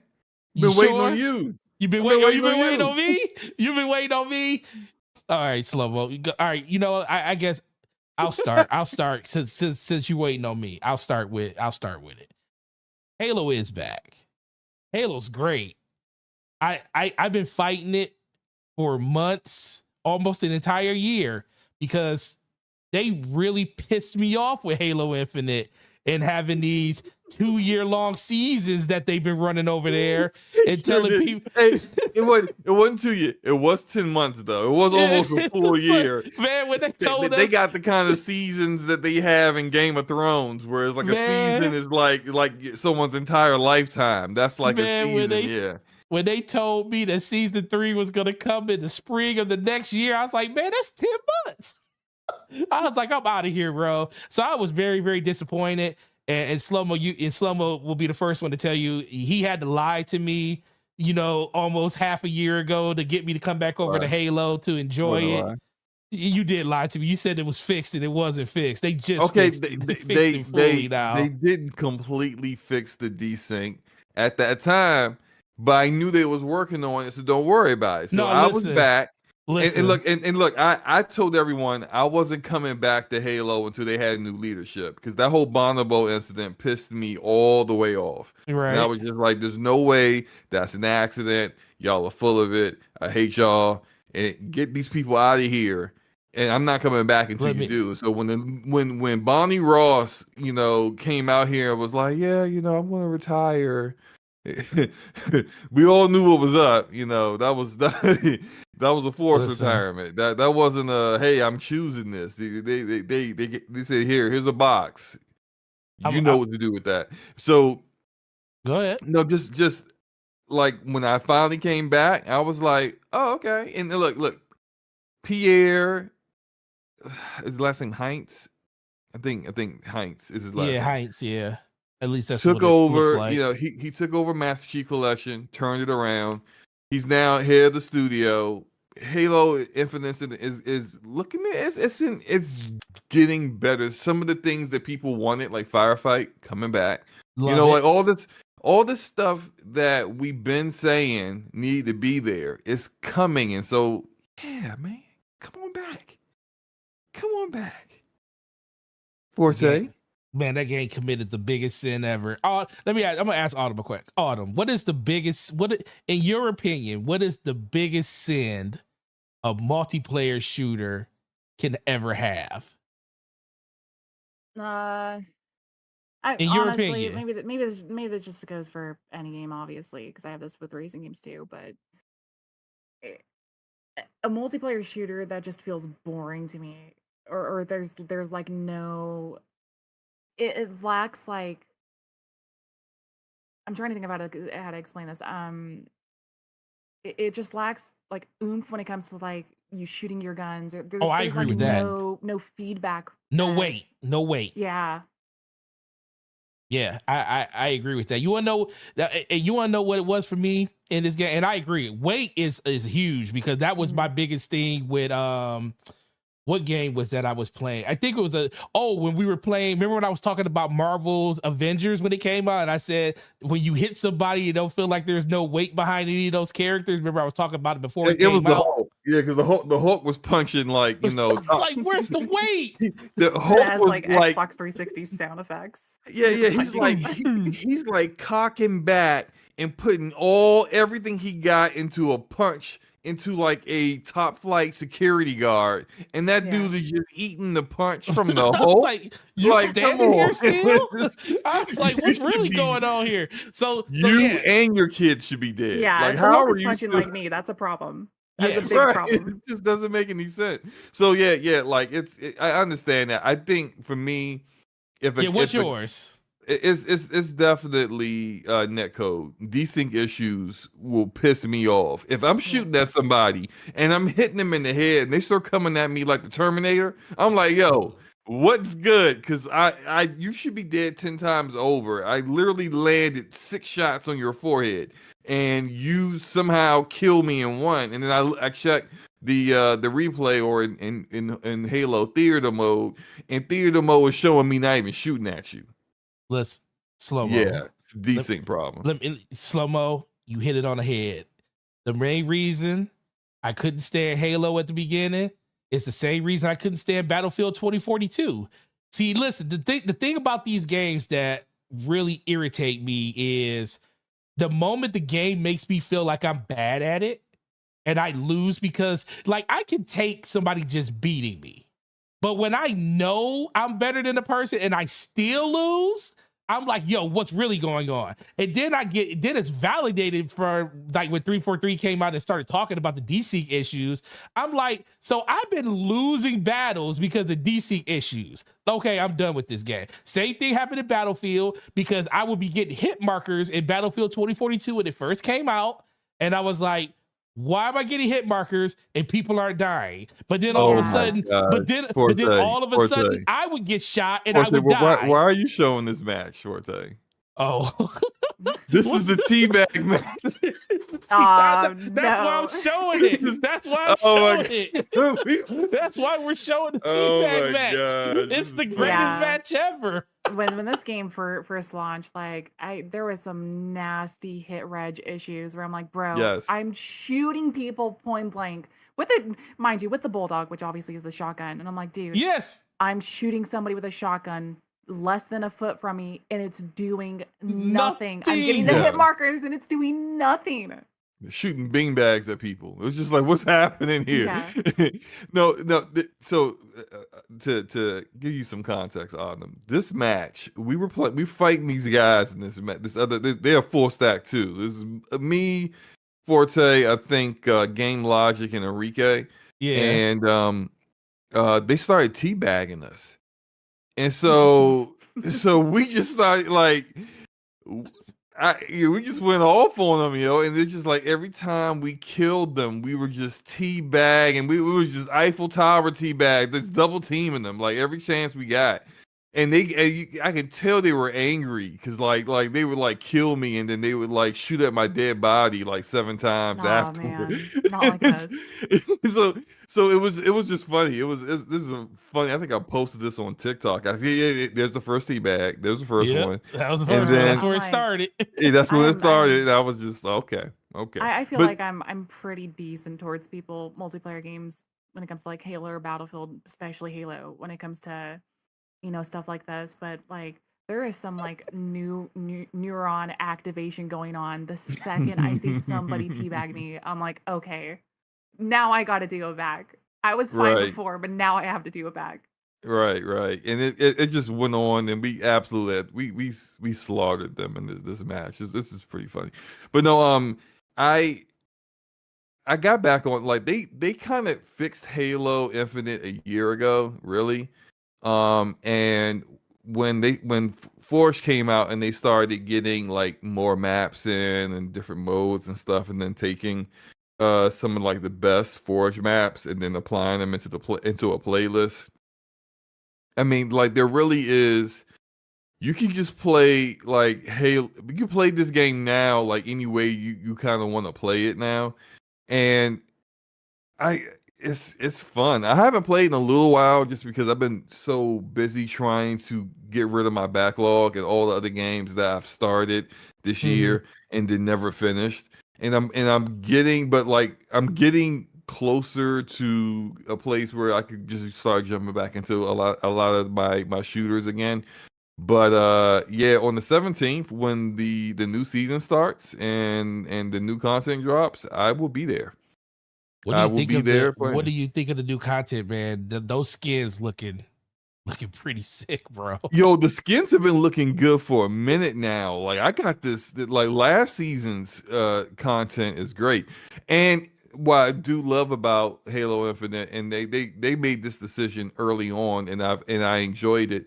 But like if you have missed previous seasons or if you didn't complete the season, like yeah, there's a new season that's out, but you don't have to start it. You can just complete the old season. Like say for example, Call of Duty right now, they're dropping a season 6 real soon. That if you didn't complete season 5, well, oh well. Sorry. And that's the majority of the games. Fortnite's like that. Like any rogue company, any multiplayer game that has a battle pass, if you didn't complete the season, they don't care. But Halo Infinite's like, no, okay, that's fine. Like, look, you can start the new season, and come back, complete the battle pass, then come back to the old one if you want to. It's really all up to you. You can choose to do it however you want. And I just Halo is my shooter. It's my favorite shooter. And so when just seeing it being in a good state is enough for me. Yes, it's got less players than Battlefield 2042. Yes, I played some little like nothing like shout out to Slycrow who hit me. I think it was Slycrow that was like, "Hey, have you ever tried this one battle royale game?" And I'm just like, no, I've never even heard of it. Let me try it. It's basically it's a Apex Legends wannabe, right? And I checked it on Steam and all the other like places where the game's available. It's got like 2 times as many players playing that than Halo Infinite. And I'm just like, damn, even this game got more players, but it's fine. Halo It's got fine. no people playing it. It is fine. This is long. I get into matches quickly. I don't wait that long. So as long as I can get into matches, I'm good. And so I do think with them adding more modes that people are looking for, more people are going to give it a shot and come back, because I don't think they're ever going to recover like the 500,000 people concurrent that they had like that first month. But they're going to get enough people back where it's in a healthy spot, I think. And I think that I think Pierre is the right guy to help them get there. By the way, I did check, as I always tend to do, check the good old Halo tracker. Forte, do you know Autumn got more matches than me? Really? Yes. I was like, wait a minute, hold up, yo. You got like 30 more matches than me. I'm like, what are you? What are y'all over 1,500 matches right now? Something like that? No, I'm at like 930. Yeah, and I then think I I was just like crossed 940. over. I'm real close to 1,000 or something like that. Yeah. What's that? What's the preferred game mode, Autumn? Honestly, so sometimes I just key into quick play, but I think the thing I stream the most is the Fiesta playlist. I love Fiesta. Oh, really? I have a lot of fun with Fiesta. Yeah, our boy Taz loves Fiesta too. Nice. Fiesta is fun. I hate Fiesta. I'm a neglect for punishment. I always gotta, like, if I'm playing Halo, I'm playing ranked. Oh geez. I'm always in ranked. It just I don't goes mind to show ranked. that they're sorry. No, go ahead. I was gonna say, it just goes to show that the content they're coming out with is really hitting its stride and stuff. Even if the player numbers don't specifically reflect it, even though maybe it should, it just goes to show the content they're coming out with and stuff like that is really worthwhile. Because for me, I'm looking at my, like you just mentioned, the matches, total matches played and stuff like that. I looked on my stats on Xbox, and I'm like, how do I have just as much time in Halo that I do Battlefield? Like, what happened here? How am I playing this just as much as Battlefield? That's so crazy to me. Yeah, my preferred mode is Team Slayer. Although I don't mind, jumping into ranked all the time. All I cared about with ranked was to hit diamond, and once I hit diamond, I was like, I don't care anymore. So I don't really go in there. But like Team Slayer, yeah, I just want to shoot people. I just want to shoot people in the face and just have fun with it. But no, I as usual, I hate the maps where there's vehicles. Can't stand those. He can't stand big team battle. Big team battle can kiss my. I can't stand big team battle. I'm just gonna say I don't like big team battle. I think me and Autumn need to get you in some bigger matches, especially on Battlefield, so you can experience what it's really like to play with people that know what they're doing. And 100%. you will change your mind, because this is the thing people don't realize about. You can do a lot of different things like you could play on the fringes and do whatever you want in games like that, or you can always be in a fight if you want to be. In Battlefield, you can always be in a fight. Allow me to retort. Autumn, everyone that I have gotten to play TDM with me in Battlefield have been like, hey, this ain't that bad. I'm kind of digging this. Forte was like that. Hey, I'm kind of having fun here. A couple other people I can answer that. I can tell you why that's the case, though. Eric Empire and Audible and T Rock, they were all like, "What? You want to play TDM?" We was playing TDM. They was getting. They went from mild mannered to toxic in seconds. They were just listen, Eric is good at these games. Yes, he is. And so it's just like, TDM is where it's at. Like it is the foundation of first person shooters. You can't just ignore it. I don't care how grandiose your mode is. I don't care how big the map is. I don't care if you got 128 people in there. The reason my excitement, Slow-Mo, the reason I got excited when we played TDM on Battlefield, it wasn't because it was TDM. It was because I was like, wait a minute. I just got 20 kills in a game, and that gun that probably took me 2 matches to level up in one game of Battlefield of Conquest, I did it in one. That's what excited me. I was like, oh, so this is where I need to come to level up all these Yeah, attachments on that's these not weapons. what you were saying at all. No, I was You were having fun because who? you were talking smack to people who can't hear you talking smack to them. No, because well, I did fun. that, but I do that in Conquest though. I was like, because people think they smart. They say you aren't smart. I know where you are. I blow the building up while you're inside of it. it's great. But we ain't going back to Battlefield because Battlefield's a whole other subject. Anywho, because Battlefield ain't even on the topic list. And y'all keep bringing up Battlefield. Anyway, It's beautiful. That's why. Anyway, Halo Infinite, it's back. We need to play some stuff. I'll even play Firefight. I don't even care. I'm down for some Firefight. We could definitely do that. I'm down for that. Haven't played that since Reach. We need to do that. I know, right? Yeah. Look, man, I'm just glad that it's in a good place. And I always felt the gunplay of Halo Infinite is the best that 343 has done.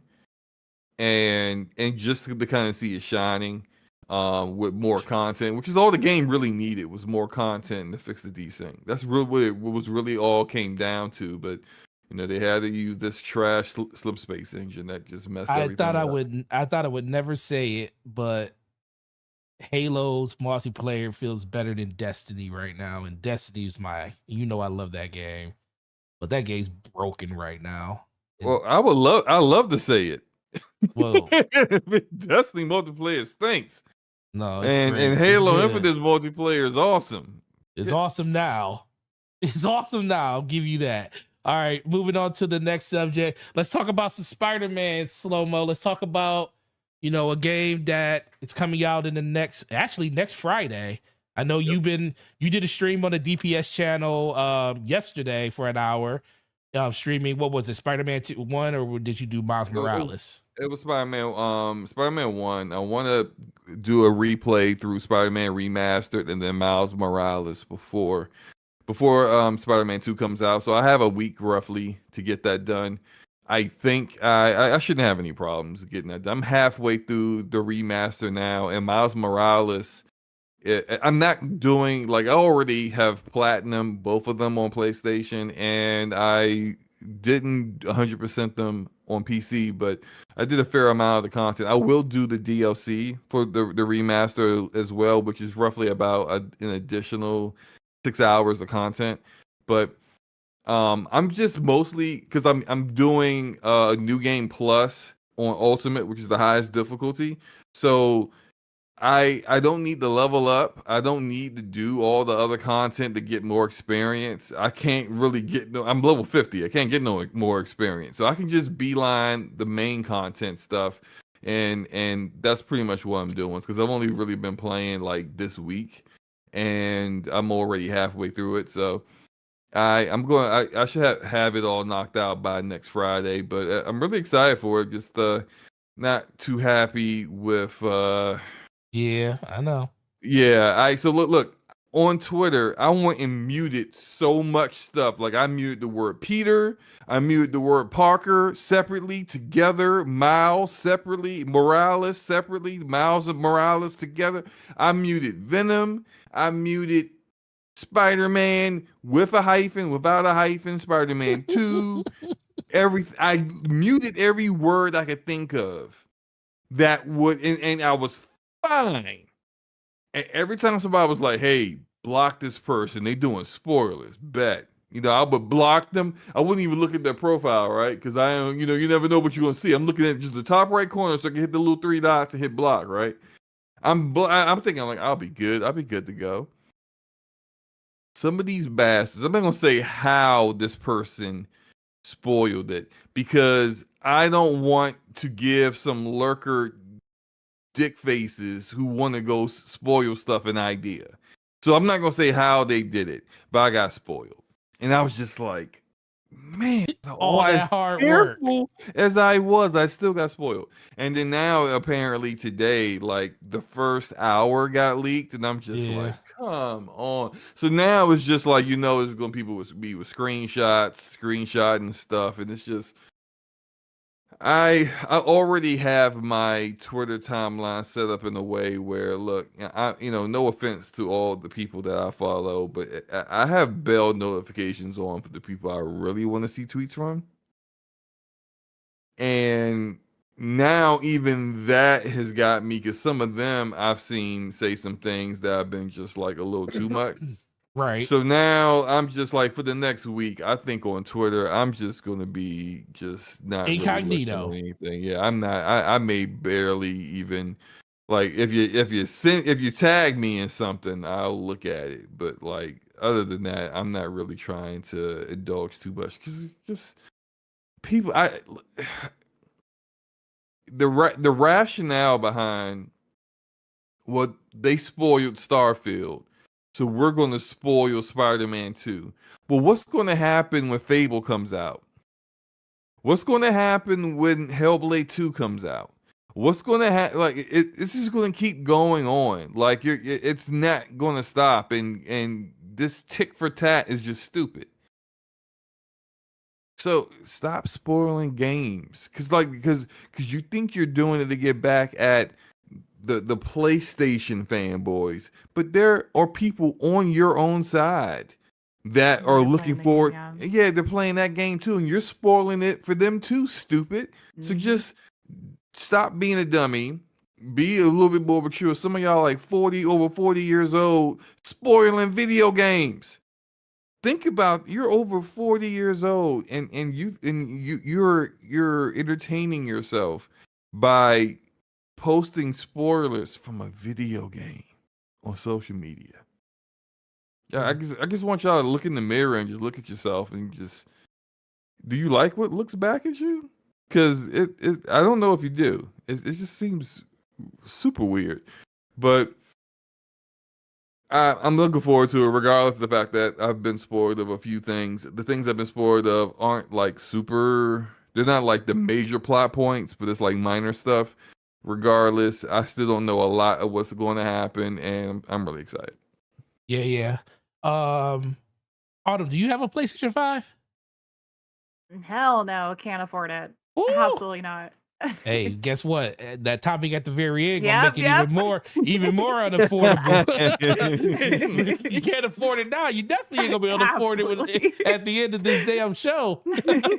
But no, so Spider-Man in general, it was super upsetting to see that did happen. I said the same thing when Starfield stuff got leaked out. It's like, at a certain point, man, it's like, dude, people, first of all, I feel the people that make the game, Insomniac, it's like they want to see their game like celebrated when it first comes out, not people trying to duck and dodge and say Spider-Man warnings here, Spider-Man warnings there.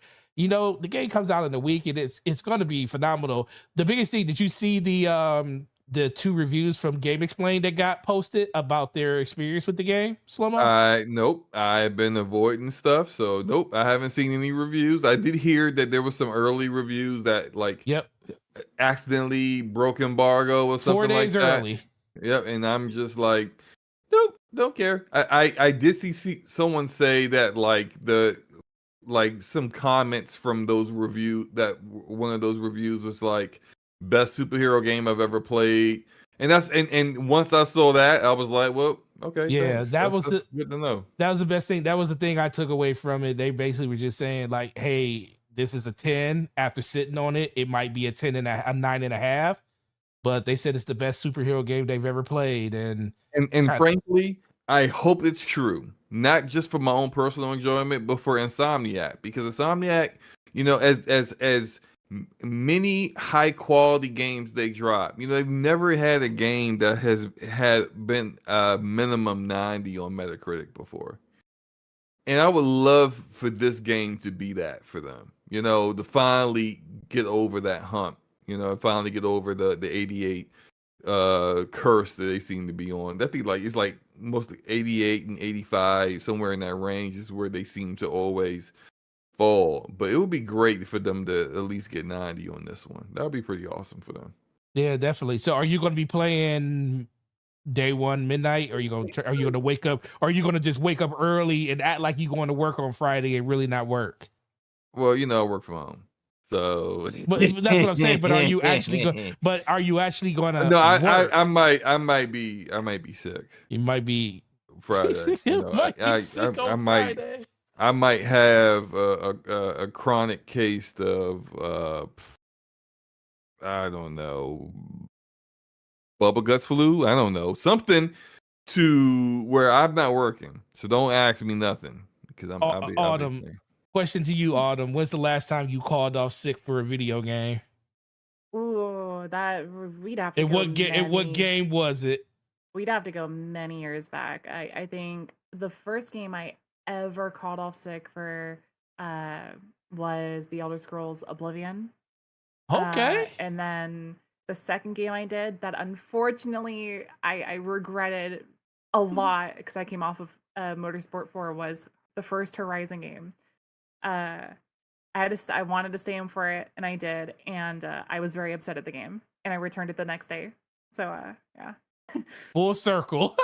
Yep. Look where we are now.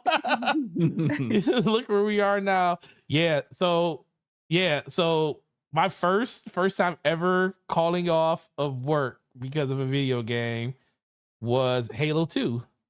When Halo 2 came out, I refused to go to work. I refused to go to school that day too because I was in college. I was so in for me, I it was had just college. Like, I didn't go to class. Yeah, well, I worked and had school that day, so I was supposed to go to work that day in the morning, and I had classes at like I want to say it was like 6:30 that night. It was not night, but it was like late classes that day, and it was like 6 to 8, and I was like, well, I'm not going to work, and I'm not going to school, and I called off both those times. I didn't go to school for that whole weekend. I was like, oh, this is an extended weekend, let's go.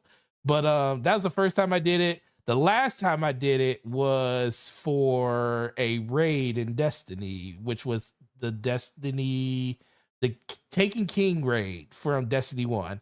That's the last time I was scheduled to work. I forgot about it. I was like, oh, the raid comes out this week. The schedule's already done 3 weeks out. I'm just going to call off that day. And I surely did call off that day. And that's the last time I called off ever for any type of video game. But the last time I think I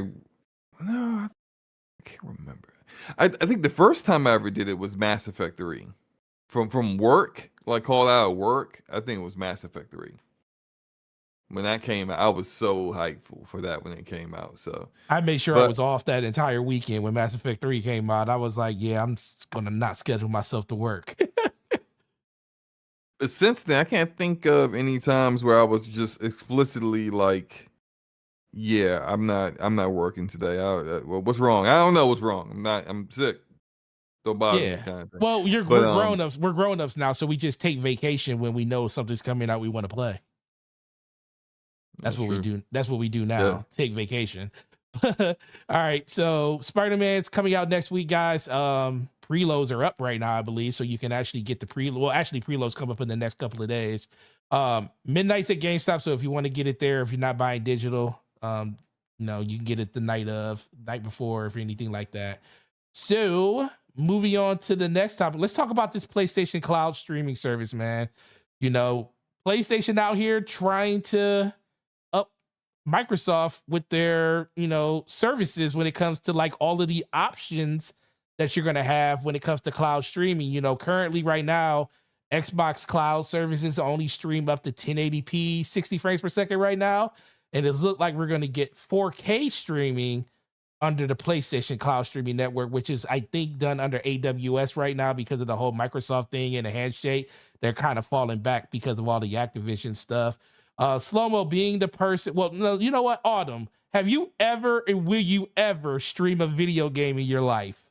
I actually have. Funny enough. Yeah.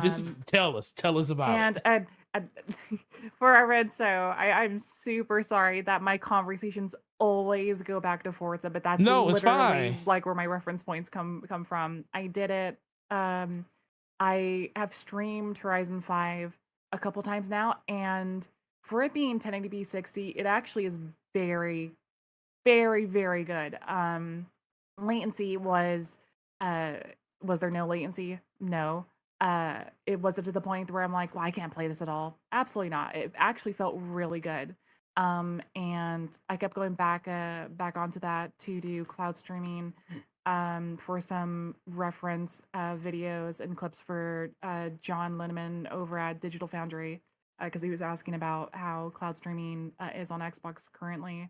Um, but that's where I've done it a couple times. I think I did uh, Wait, did you just say not that you got clips for John Linneman? well, he was asking for clips from the community Did your for stuff make Horizon it into a 5 on. video? I don't think so.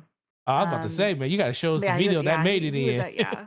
He was asking about, tearing and stuff and how it runs and so since I always have clips, I provide them for people. But Ooh. yeah, That's cool. I'm and shocked. I'm shocked you've had such a great experience with xCloud. Because for me, I've been like the almost opposite. It's been um the only time it's been like mhm, really I would say good is when I've played like stuff like turn-based, not yeah, yeah like yeah turn-based RPGs where it's Persona 5 Royal, Sea of Stars, stuff like that, Chained Echoes. Like I'll play that kind of stuff on xCloud. When I tried Starfield, it wasn't, and it took 15 minutes to get in, but it didn't oh feel that jeez. great. Um, GeForce Now has spoiled me because GeForce Now is so it's great. Like you have What's the resolution go up for GeForce now? Like it how high does it go? is it can be whatever you want it to be because Oh, okay. you're doing PC gaming, so it's like it's you. They have three tiers. The highest tier, GeForce Now Ultimate, gives you a 4080 in the cloud, and Mhm. so like yeah, you can play damn near anything. Oh, nice. I think it is 4K, kind whatever you of want. Yeah. it is kind of weird that xCloud has been in and it still technically says it's in beta, which is just insane to me. But it's been Hmm. in beta in air quotes for so many years, and it's like, well, where are these upgrades for your service? Like you're still stuck at 1080p.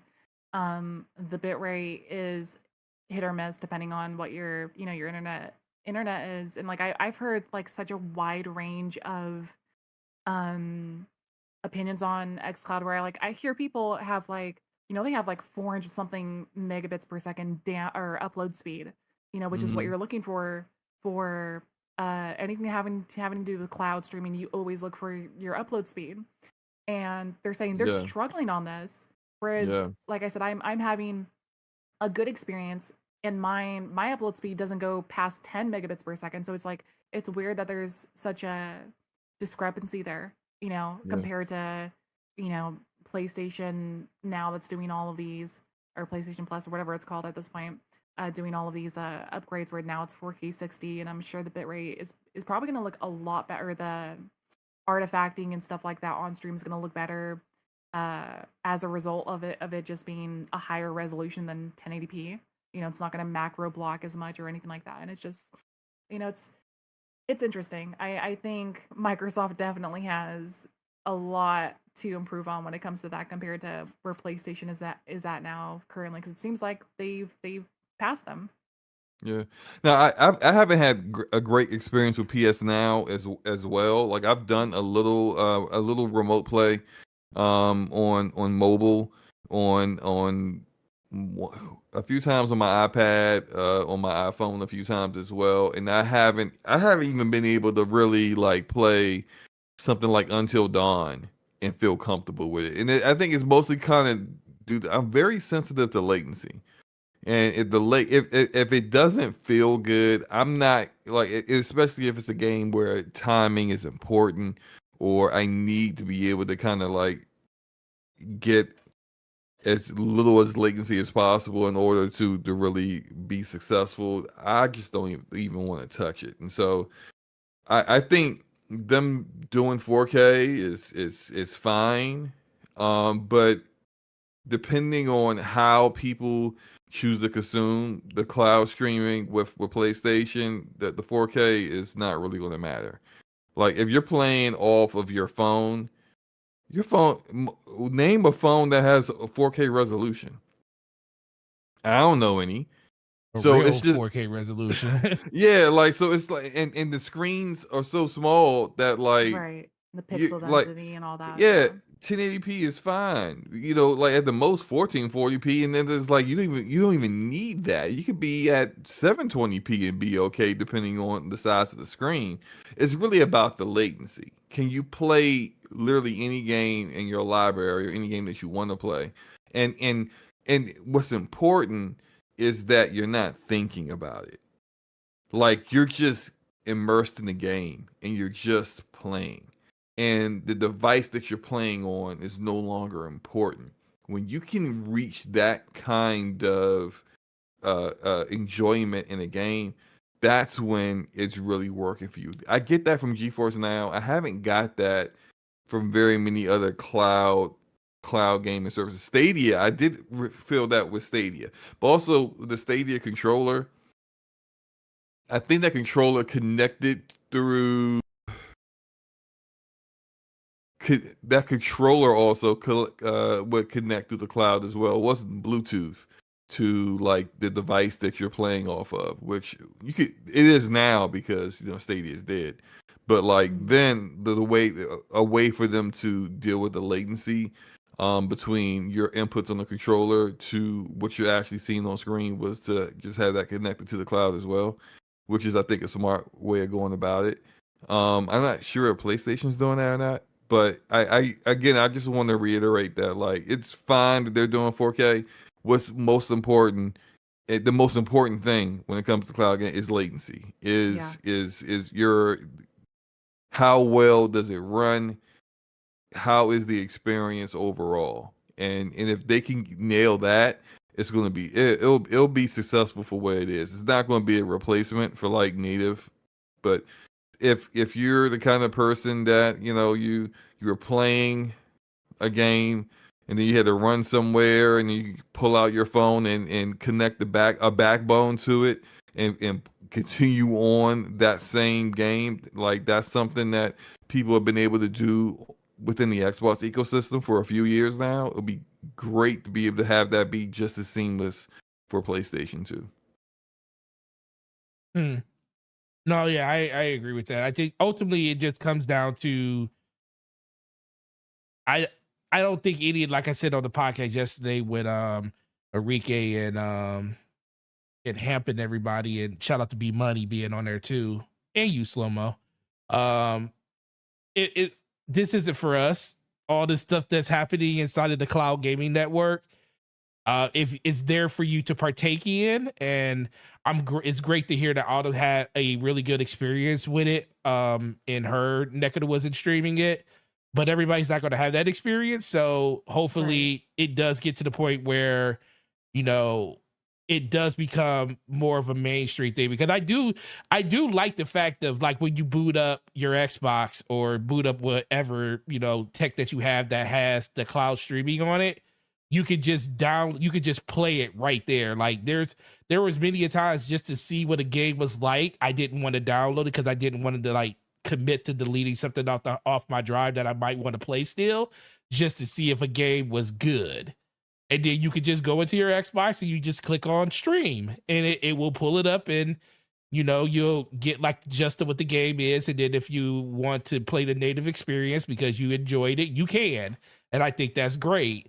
And I think that PlayStation giving people the ability to play at a higher fidelity, and there is value to that because Slow-Mo actually pays NVIDIA for that experience. The fact that you can play out on a 4080 in the cloud just to get the experience of seeing what graphical settings look like at that level. The fact that I can see what path tracing looks like on NVIDIA GeForce Now. I can see that. I can't see that on my PC right now because my PC is not strong enough.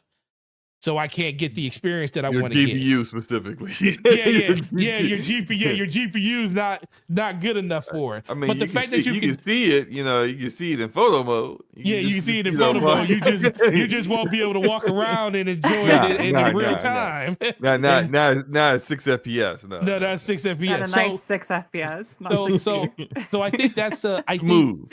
I think that's the best thing. That's the best catalyst for it. And hopefully this does push Xbox because somebody said it. I think Brian said it in the chat.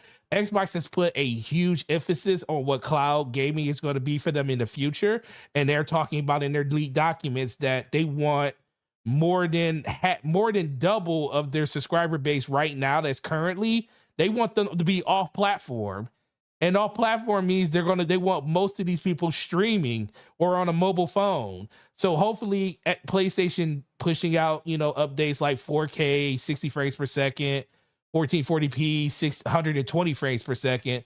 Hopefully that is something that will, resonate with Xbox to feel like, hey, we need to do better, especially if it's actually good.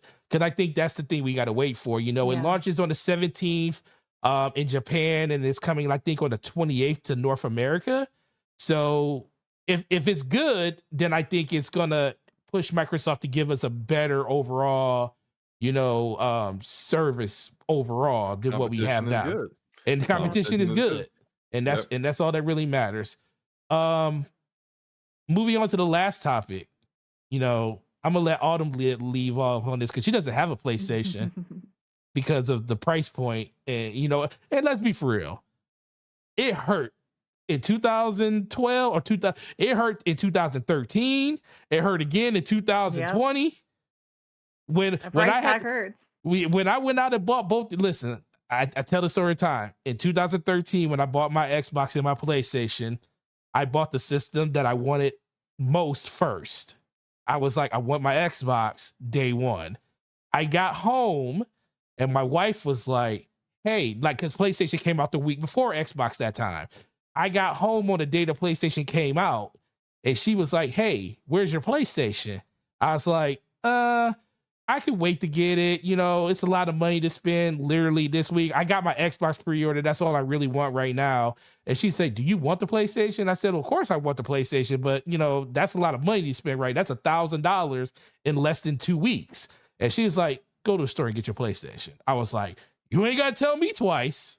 And I ran up to the store and got my PlayStation. And the same conversation happened in 2020 when the Xbox Series X came out and PlayStation 5 came out. And what did my wife say? Same exact thing. So I understand that people don't have the money to go do things because I wouldn't do it if I didn't have the blessings for the person in my household. And I do not begrudge that sentiment. So Ottoman, you're not a damn cheer. Ottoman, you're not a goddamn cheer. Yeah, the Ottoman Empire. Ottoman, you're not a damn cheer. Ottoman. Ottoman. Ottoman. What are you doing? What's wrong with you? Ottoman. I don't know where I just start thinking about she my is Ottoman, not furniture, okay? It's not furniture. Autumn, please tell us your thoughts on just all of the conversations you've been hearing about the new PlayStation Slim. And what would it take for you to actually get a PlayStation in the future when it comes to PlayStation 5, if you're even interested? Honestly, I'm looking when it comes to price points. I'm looking at I was gonna say sub $400. Honestly, it's probably even lower than that. If I can get one like secondhand for like 3, then I'll jump in. But like for reference, by the way, I don't even when the only reason why I got this Series S in the first place was because it was gifted to me. Otherwise, I still would not be on the next gen train because like all this stuff is super super expensive. I don't have the money for it. But like I it's seeing all the discourse online for the revision for the Slim over the last 2 days or whatever it's been has been interesting because it's like what are they saying it's like for $499 plus the stand plus like whatever else, and it's like I $449, and what else can we charge you for? Yeah, somebody called it the Slim revision is just microtransactions for consoles. Oh man, but that is funny. It's kind of crazy to me because it makes me wonder, to put into perspective, what Microsoft is going to charge for their revision stuff coming up next year. if those documents are to be believed. But then it also goes to an even bigger discussion of if they're still charging $500 for this revision, which should be cheaper if we're going by history, then what the heck is the pro gonna cost? Like, Oh man. Oh yeah. I have asked this question over the last 2 months multiple times, where I'm like, the prices haven't really gone down that much. Now they're coming out with a revision that is more expensive. So where the heck does that leave the pro? And maybe I'm still wrong. Maybe somehow they can still get this pro out for $500 if it's coming out Mm, next year. mm, But yeah, Five no, ninety no, no, that's nine. no. what I said. The crazy thing is, I'm like, I have Mm-mm. a very bad suspicion this is gonna be $5.99 again. And I don't know, man. It just seems really, really rough work to see. It's a lot of money, dude. And I couldn't burst for me. If people are just getting into the PlayStation ecosystem with the PS5, there's cheaper options out there for compared to what they're showing now. I just I couldn't justify it for myself personally. It's like I said, I don't have the money. But I don't know. I really don't know here. Yeah, I agree. Slobo, what about you? I'm actually searching for the tweet I saw that had kind of like a leak of where the PS5 Pro specs might be, and if it's anywhere near that, yeah, $600 is definitely going to be the price tag. It's going to be the price tag because they literally couldn't go any cheaper, based upon where they're talking. I can't find it, but it was just talking like RDNA 3 on the GPU. Mm. I got it right here. It's so the leak specs is new custom APU TSMC 5-4 nanometer process, 8 core based on Zen 4, integrated GPU with 30 group processing and 60 compute units. It's supposed to run iGPU with RDNA 3 or RDNA 3.5 architecture. APU is 96 rounds per second, 50% more comparable to the PS5. Higher CPU clocks at 3.6 gigahertz, along with a higher GPU clock at 2.7 gigahertz. 16 gigs of GDDR6 memory, and potential enhancements to the built-in NVMe SSD. Okay, so what you've seen is a little different than what I've seen. On the CPU, I've seen eight core custom Zen 2 You see, yeah, this one CPU. says Zen 4. That's what this one says. 8. Yeah, it ain't Zen. Nah, that's not. Nah, Zen 4. Nah, I don't think they're gonna. I think a custom Zen 2 CPU, considering that the CPU for the PS5 itself is Zen 2, makes more sense. Um, but then also a custom RDNA 3 GPU, that's where things are going to really scale. Because look, you're making games for both, right? You're making game. They're going to have to make games for the PS5 and the PS5 Pro. Yeah. What you don't want is having hardware, like paying more on the CPU side as far as with getting AMD to do more on that when it's not going to be really necessary. On You're going to be scaling these games, and you can scale games easier. You can build them so that like it's the most that you can get out of the CPU, and you have parity there between the PS5 and the PS5 Pro. But then the scalability comes in the GPU side of things, where the Pro can push more frame rates. It can have prettier visuals, better ray tracing, that kind of stuff. And if you're doing two different architectures on the CPU, it's it's a little too. I think it's a little too much. You get into the territory in the opposite direction of where the Series X and S is, because the Series S has a limitation in RAM and on the GPU so severely that developers Sent you a DM with the latest one. The ones this is the latest one from September. I just DM'd it to you on Twitter. Okay. Yeah, you know what? And it's funny because that's coming from, I don't know if, because like, I don't know who said this, Forte, because they're saying the same YouTuber that I'm getting my information from said it. But if you look at his tweet today, the YouTuber they're referencing, I'm gonna send this to you. The YouTuber they're referencing isn't saying that on the CPU side of things. He said 8-core custom Zen 2 CPU with the speed and the low 4 gigahertz range and not 3.6. Maybe they're just getting the 4 gigahertz low range confused with Zen 2 and they just put the 4 instead of the 2. That is, if that's the case, I do not trust whoever just relayed that information. I Very agree. gaming tech. If you got that confused, they got you that don't confused. need.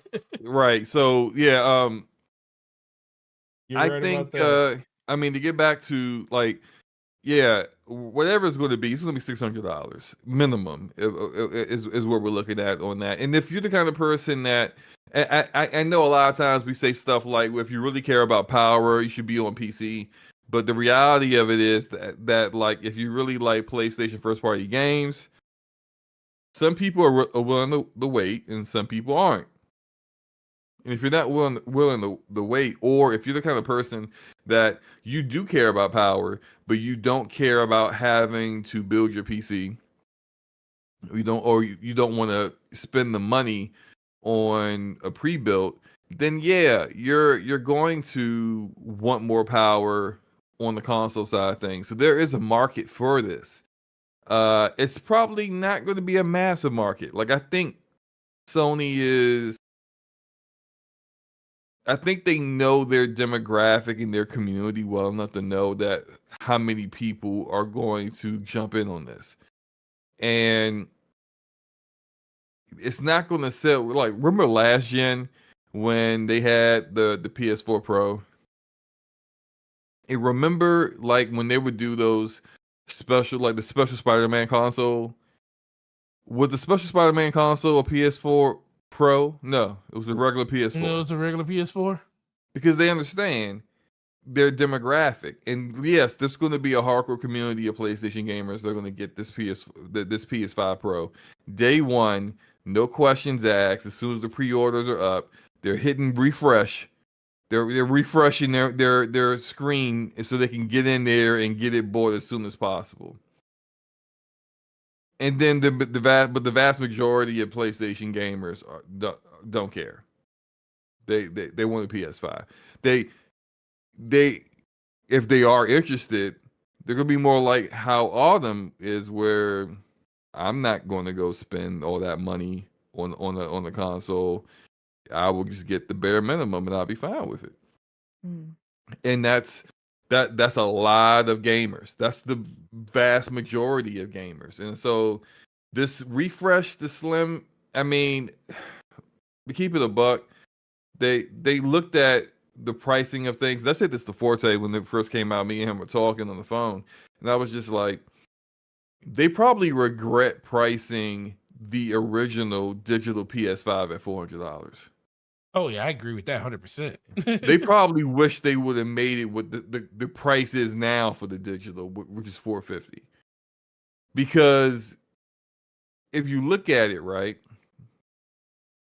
you now have a complete PlayStation 5 where you can just mix and match. Hey, I don't need the Blu-ray drive. Oh, I do want the Blu-ray drive. Oh, I don't need a vertical stand. Oh, I do need a vertical stand. But at the end of the day, it's the same system. And you got $100 price difference between the complete disc drive, Blu-ray, PS5, and the digital. But that Blu-ray player ain't worth $100. But that's the difference they made with the original digital and the original PS5. So they priced it. It's even overpriced for what it is. They made it $80. Is it 70 or 80? Can't remember. If you wanted to buy it separately, $80. ain't no Blu-ray player worth no $80 today. Best Buy just is rumored to doing away with all physical media. Period. They won't even be selling Blu-rays by next year. Ain't no. You can get a Blu-ray player right now for probably free. You just walk down the street and open up dumpsters. You probably find one in there. It's just like no one cares about Blu-ray no more. And if you want to get one that's a decent Blu-ray, you could get it for like $35 to $50, brand new. So for them to have a Blu-ray player that's worthless without a PlayStation 5 and have it be $80, they're clearly trying to. This is what they're trying to do.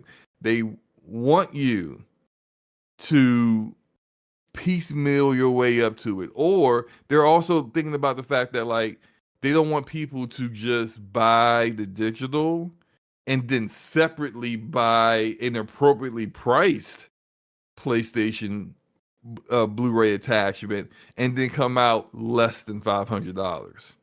Oh yeah, they want that profit, baby.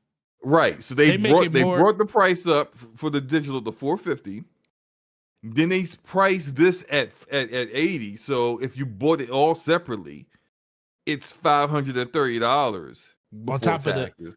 On the fact that they're making more profit off of that off of that drive than they're making off the entire system. Bro, when you I'm buy not it even, separately. like, in like mass manufacturing, they're probably making it probably costs them like $10 a pop for those Blu-rays. Like that's insane, dude. Yeah, as I said, they're literally like people don't understand that. I was like, listen, if you buy the digital system and then you go get the hard drive later, you literally gave Sony more money to their bottom line than you would have gave them if you would have just bought that system with the drive in the first place. Yep. They're making more money off of you by doing that. Now, there's nothing wrong with a company making money. I just have a problem with the fact that they're charging people $40 more and not giving you anything in return. What they're going to say, oh, well, they're giving you 175 more gigs. Like, well, thank you for the extra space for NBA 2K24 on my system, because that's all I'm getting, and that's not worth $50. That's not worth $50. That's my biggest thing. I don't have a problem with capitalism. I don't have a problem with companies going after what they feel like they own. But I will say this. I do blame, to an extent, I blame Xbox a little for this, because Xbox has put out that disnomer that they don't care about console sales for the most part. They only care about Game Pass. And this gives Sony the right to say, well, if our competition doesn't care about it, we're going to just do what we want to do. Right, and the fact that PlayStation feels like they can charge, listen, like shout out to B Money. He was spitting yesterday on Brap about this. The fact that they came out, okay, so people just bought a Spider-Man system. How hard would it have been for them to say, hey, the Spider-Man system, when it comes out, why did we make that the revision? Why did we have to make the old system the revision? So now you got these people that bought these plates on this Spider-Man system, and guess what? They can't even use them on the new system. Can't even use them on there because there's a 4-split design on it, so it's completely different plates now. They're repackaging. They're going to sell you all the Earth colors again. Like, I shout out to Sony for calling the red, blue, and purple and white Earth colors, like whatever. And they're saying we're going to repackage that and sell them to you. So they're just basically just taking money. Well, no, they're not taking money. People are just going to give it to them. You know, it's the Apple way. I have an iPhone and I get it, but it's like at a certain point, it's like the consumers have to kind of speak up for themselves. But we all know what's going to happen here. Sony's going to release this system. They're going to sell a lot of them. They're probably going to bundle something like Call of Duty because they're going to get their last little hooray out of the marketing deal that they got.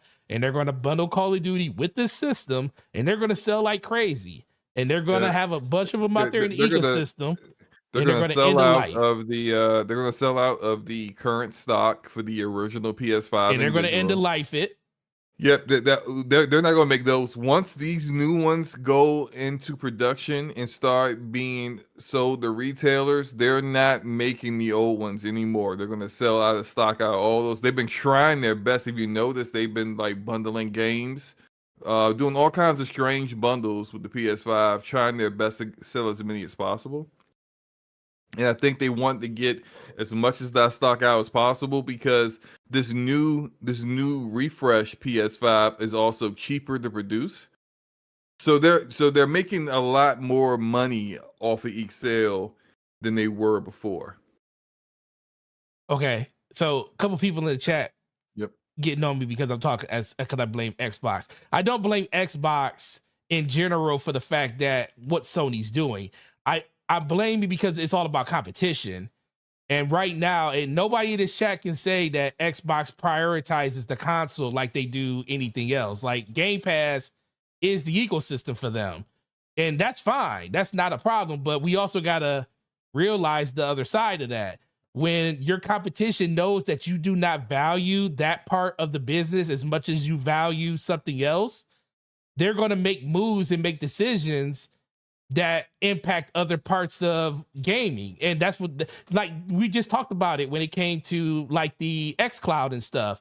We talked about how PlayStation doing 1440p at 120 and 4K 60 is going to push Xbox to be better because they're putting a value on it. And that's what I'm talking about. Since they're fighting and they're actually putting up a fight saying this is a value to us, it's going to force Microsoft to do a value. Right now, Microsoft doesn't value the console nearly as much as PlayStation does. And it's not saying that Microsoft is wrong in their approach. It's just that that's not their focus. So Microsoft bowing out of that conversation with PlayStation by saying PlayStation is not the competition, Apple's the competition, Google's the competition.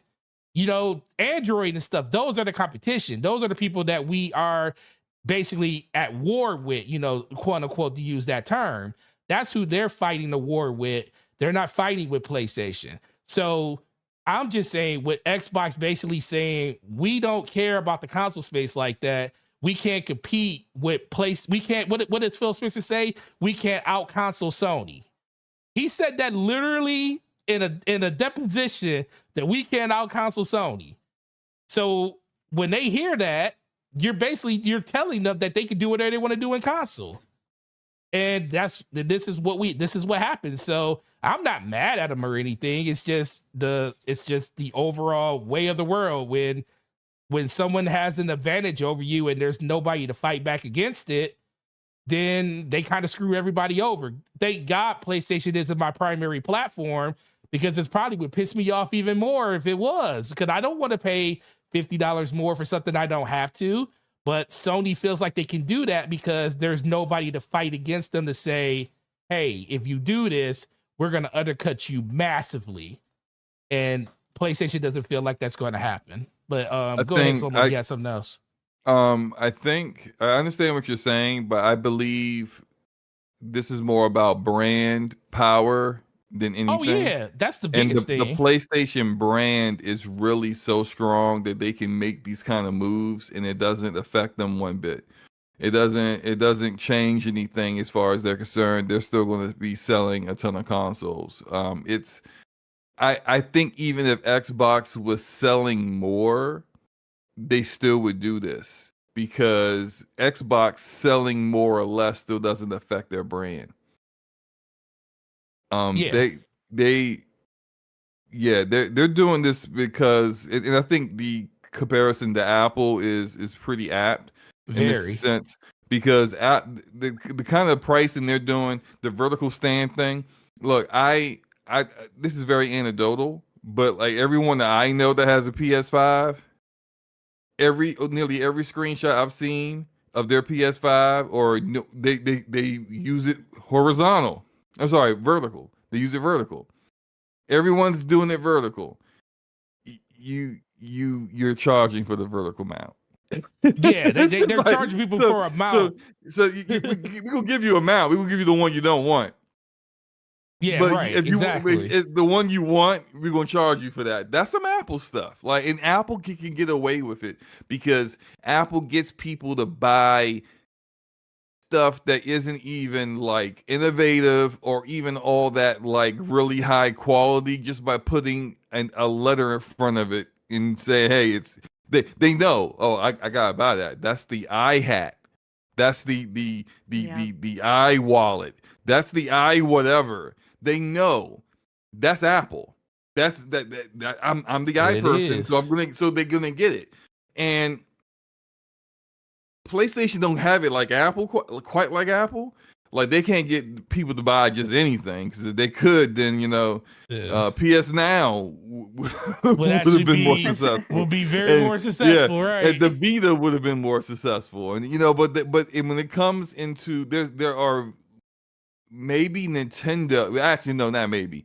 Definitely Nintendo has a stronger brand power than PlayStation at this moment.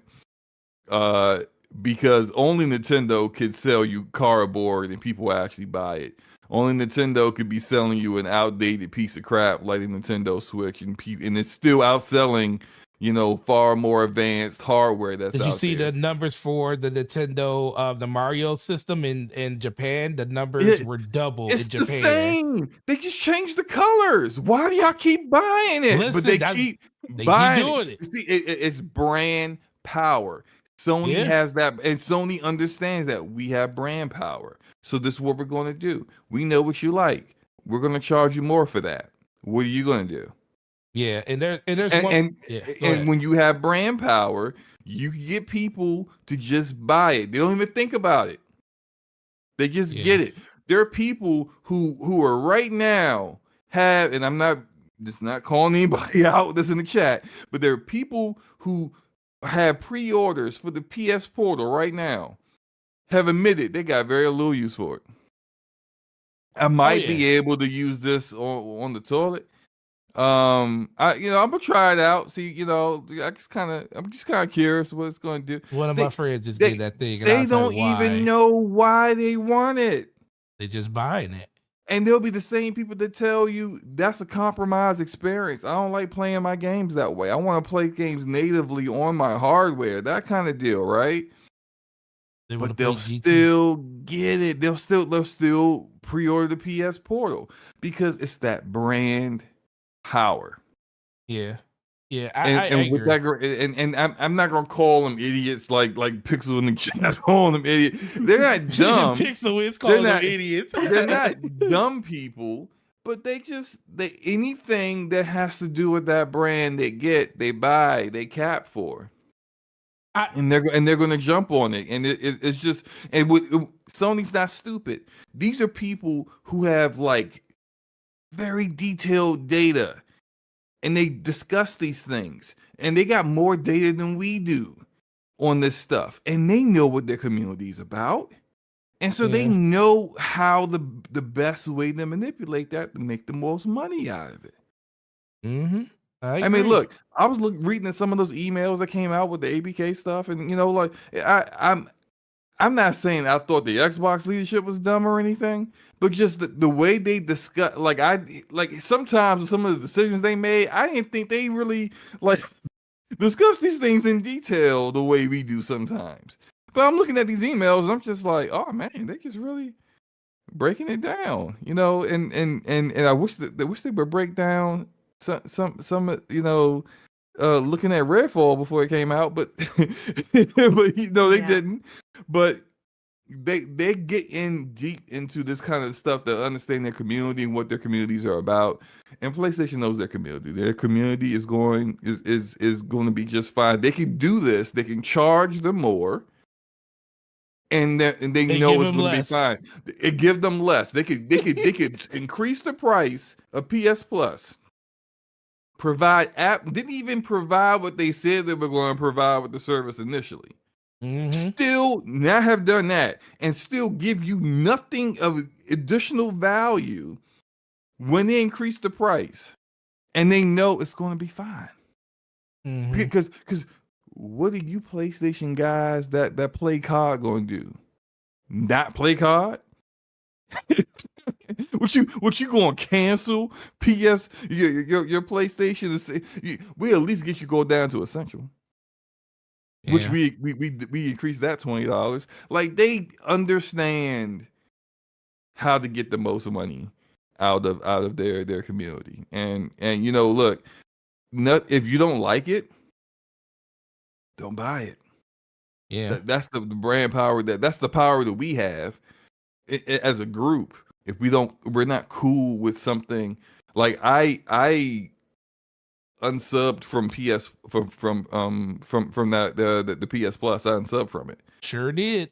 I did I too. already had it paid up to April, so I still have it technically because I already paid for it up to April 2024. But it's a wrap. You're not gonna be like, and I had the freaking premium, which is a waste of money. You ain't gonna be wasting even more of my money for nothing. But I know I'm by myself on that. I had to make a personal decision for me. I am fully aware that more than likely they're gonna still come out on top in making more money off of the price increases. Because it is what it is. It's brand power. And when you got people by the short and curlies on certain things, you're gonna do what you do. Yeah. And the last talking time I want to say about this before we get up out of here is the conversation around, because it's all about a bunch of whataboutisms and stuff, and people keep talking about, well, one company did this and another company did that, and a lot of it's based around like, well, Xbox came out with a $50 price hike on the Series S, and I'm like, those two things are not the same. I wish people would stop comparing a console that had 512 gigabits of memory, the one that's getting 175 gigabits of memory, and they're basically taking out the functionality to lay your system on the side vertically. It's like that $50 difference isn't even the same. It's like, don't make sense to me. Yes, Microsoft did raise the price, but also if people, and it's the thing, if people read those leaked documents and that stuff comes to fruition, they might remember to see in there that the new Series S that's coming out with the Wi-Fi 6 and everything that's digital, they also said that system's going to be $299 with a 1 terabyte hard drive. So if that happens in 2025? 2024. Xbox, yeah, 2024. Oh yeah, next year. You're right, next year. If that happens, then Xbox will literally have $250 price difference between it and the lowest PlayStation platform. So, And here's in well, not 200, here's $150 difference. $150 difference. Here's a great question, and it goes back to what I talked about, brand power. Does that mean that Xbox Series S is going to outsell the PlayStation 5 digital? No, it Nope. doesn't. Nope. Now, in other markets where the brand power difference isn't as lopsided, that would be a problem for a competitor to be that out of balance on the price of their platform. But that's not going to be a problem for them. Like, we already know right now, this time next year, the lowest entry for PlayStation 5 is $450, and the lowest entry for the Xbox is $300. Yeah, because they didn't discontinue the the 500 gig system. It's still there. Right. So that's going to be the lowest entry, and the PlayStation will still outsell it. Because the brand loyalty. You're right. It's just the way it is. Shout out to K-Man saying Autumn up in here. Autumn finishes out. What do you have anything else you want to add, or just what is your the thought process on just the consoles going forward in the future? Like, where do you see this going between Xbox and PlayStation and just everything? Honestly, I'm just, pricing is always going to be a curiosity for me, because I I am looking to upgrade this Series S eventually, but if the price isn't right for, the revision Series X or, whatever, then, it is what it is. And like I said, there is very interesting discussions surrounding the PS5 Pro, as we've already talked about when it comes to pricing too, because it's like they're charging 450 for 499 plus for the revisions. Where does that leave a pro, or even later down the line, if Xbox is not doing one, which I guess they've said they're not. um it's interesting to see where everything is getting laid out here in front of past the revisions, and even way later down the line for next gen stuff. um I don't know how to feel about, and I know this isn't really a topic, but I don't know how I personally feel about um Xbox's uh philosophy, I guess you could say, going forward for their next gen stuff, where they're trying to do this whole hybrid thing again with the cloud. So this is, take 2.0 from 2013, and who knows if they'll be successful with it this time, or I don't know. Gaming's in a really weird spot currently with all the, this revision business going on and everything being super expensive, and then all the layoffs going on, and it's just like, who knows? Who freaking knows? And then you obviously got Activision going on right now, which it's another wrinkle in the fold. I don't know. I just hope prices come down quickly enough to where I can be able to Yeah. invest in a more capable system, without breaking the bank. Yeah. But it seems Mm. like next year is just not that case for me. So we'll So see. that's a good ending point right there, Autumn. But what do you think? So we know Forza is by far one of your favorite games. Yeah. So if you did, how long you had your S now? I have had my S since March of 2021. Okay, so you had it pretty much a year after launch and stuff. So Yeah. if you, so if there was, so if you didn't have the ability to get, what would have been the breaking point to be like, I got to get this system? Would Forza have been the breaking point when this came out? Be like, I got to find a way to get this system. Find a way to do it, no matter what. I got to have it. Forza is not available on the older systems. What is that? Was that your breaking point at that point, or you just was like, if I didn't have it, I just wouldn't have one? It was Forza, yeah. So, like, but then you had to look at, like, timelines and stuff, in perspective too. Like, obviously, Forza came out 3 years after the consoles initially launched, and so did Starfield. Starfield would have been that second game. Mm-hmm. Um, if I there was no way of me getting the consoles anyway, whether gifted, bought, whatever, I would have just had to wait 3 years into the generation until these games came out for me to jump into, to getting it, because the games right now that I'm playing are the reasons why I would have got this console in the first place. It wouldn't have been stuff from last year, even though I do like what I played last year, but 2023, the games here were definitely the reason. I think that's why, and I honestly believe that's why Gabe, and not in your case, because I know you actually bought Forza and stuff like that. Yeah. But I do see Game Pass, especially on, well, because it's only on Xbox.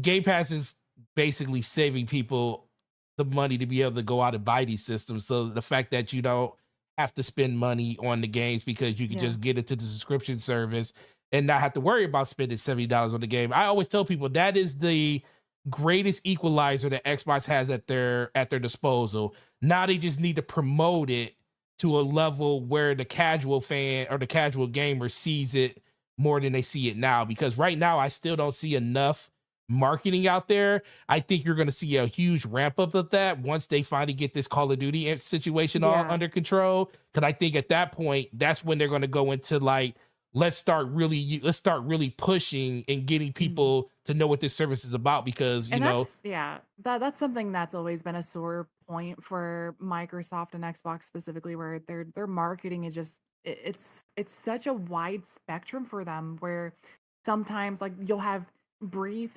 instances of like genius, right? Where you see like at the Game Awards where they unveil the new console and everybody's like, "Whoa, never thought you could do that here," and they Right, did. And then exactly. they'll Mhm. have instances where their marketing can be really good, and then but most of the time it's hit or miss, and it's like you gotta do way better than what you're doing currently if you want the visibility and the numbers you want from Game Pass, like the metrics you're looking for by the end of 2030, will not be met if you're not putting this in front of everybody's face. Right. Yeah, I do think that it so like for example this past week, we had PlayStation was able to get into the open beta for Call of Duty first, and they got exclusive skins, they got exclusive all kinds of stuff, Calling weapons, cards and whatever, everything. skins, all that stuff, right? This is the last Call of Duty where PlayStation will get that.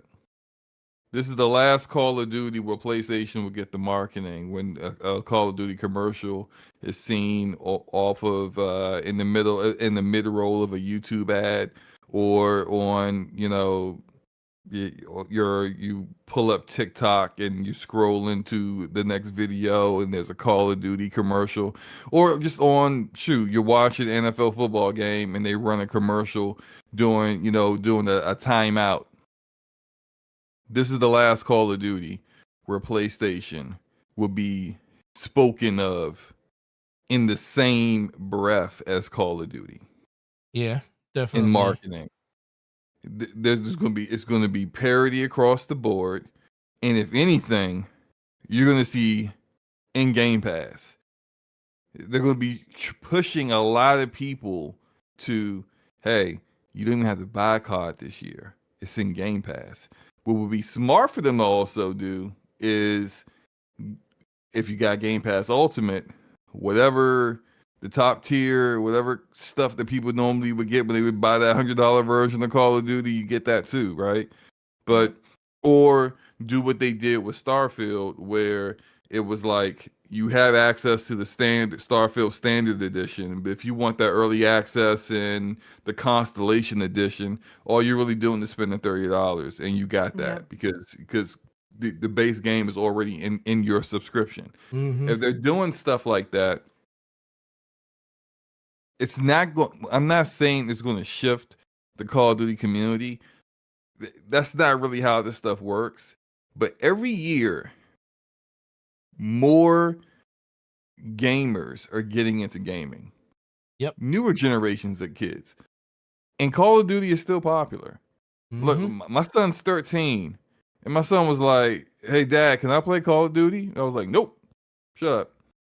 Go back Nope. to the because I know him, and the first time he hears somebody calling him the N word Oh, on jeez. in Call of Duty, and cussing them out, he's going to be upset and asking and telling me to get on the game and to kick their ass and stuff, and I'm just like, I'm not dealing with this.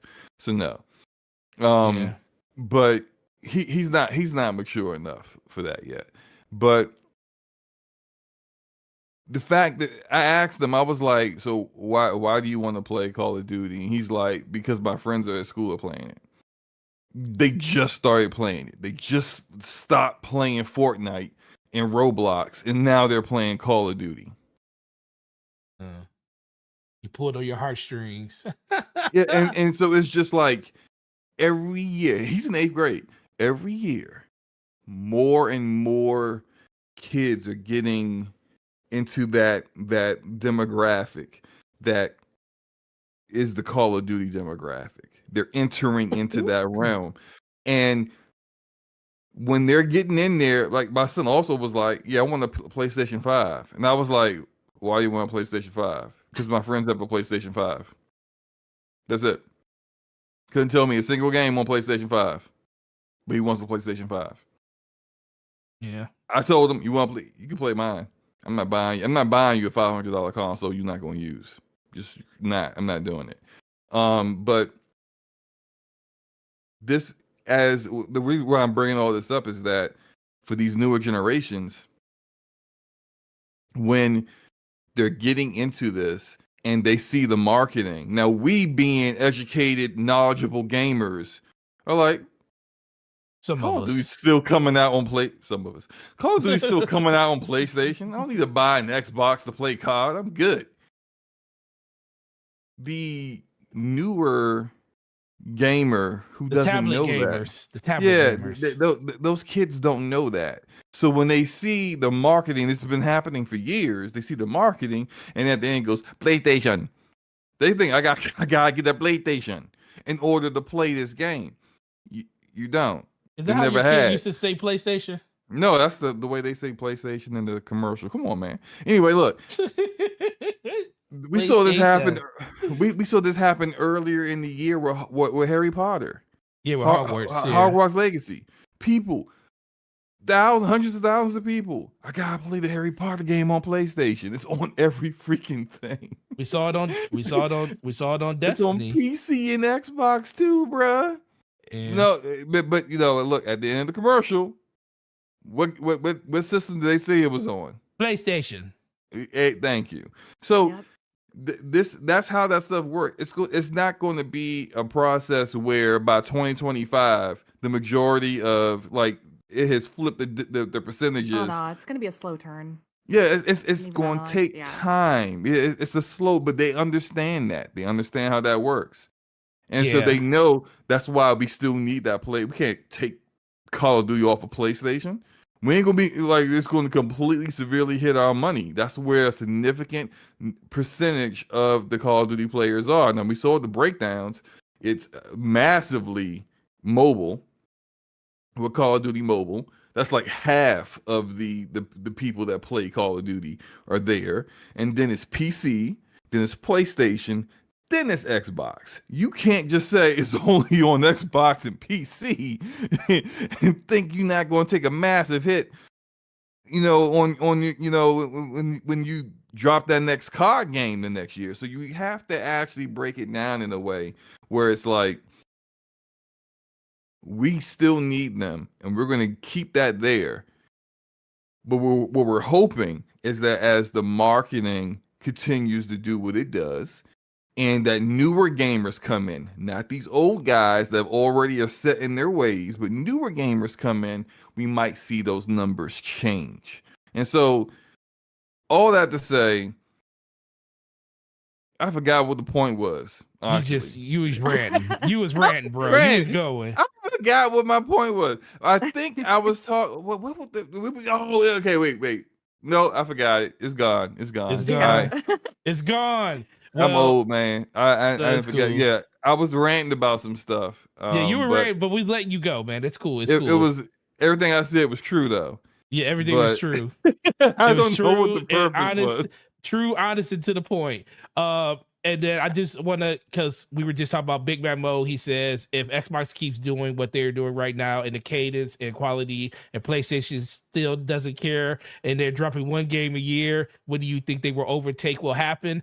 The thing is, I don't think it depends on what you're talking about. Overtake. I don't think they will ever overtake them in consoles. I think that day and age has passed. I think PlayStation is too strong of a brand.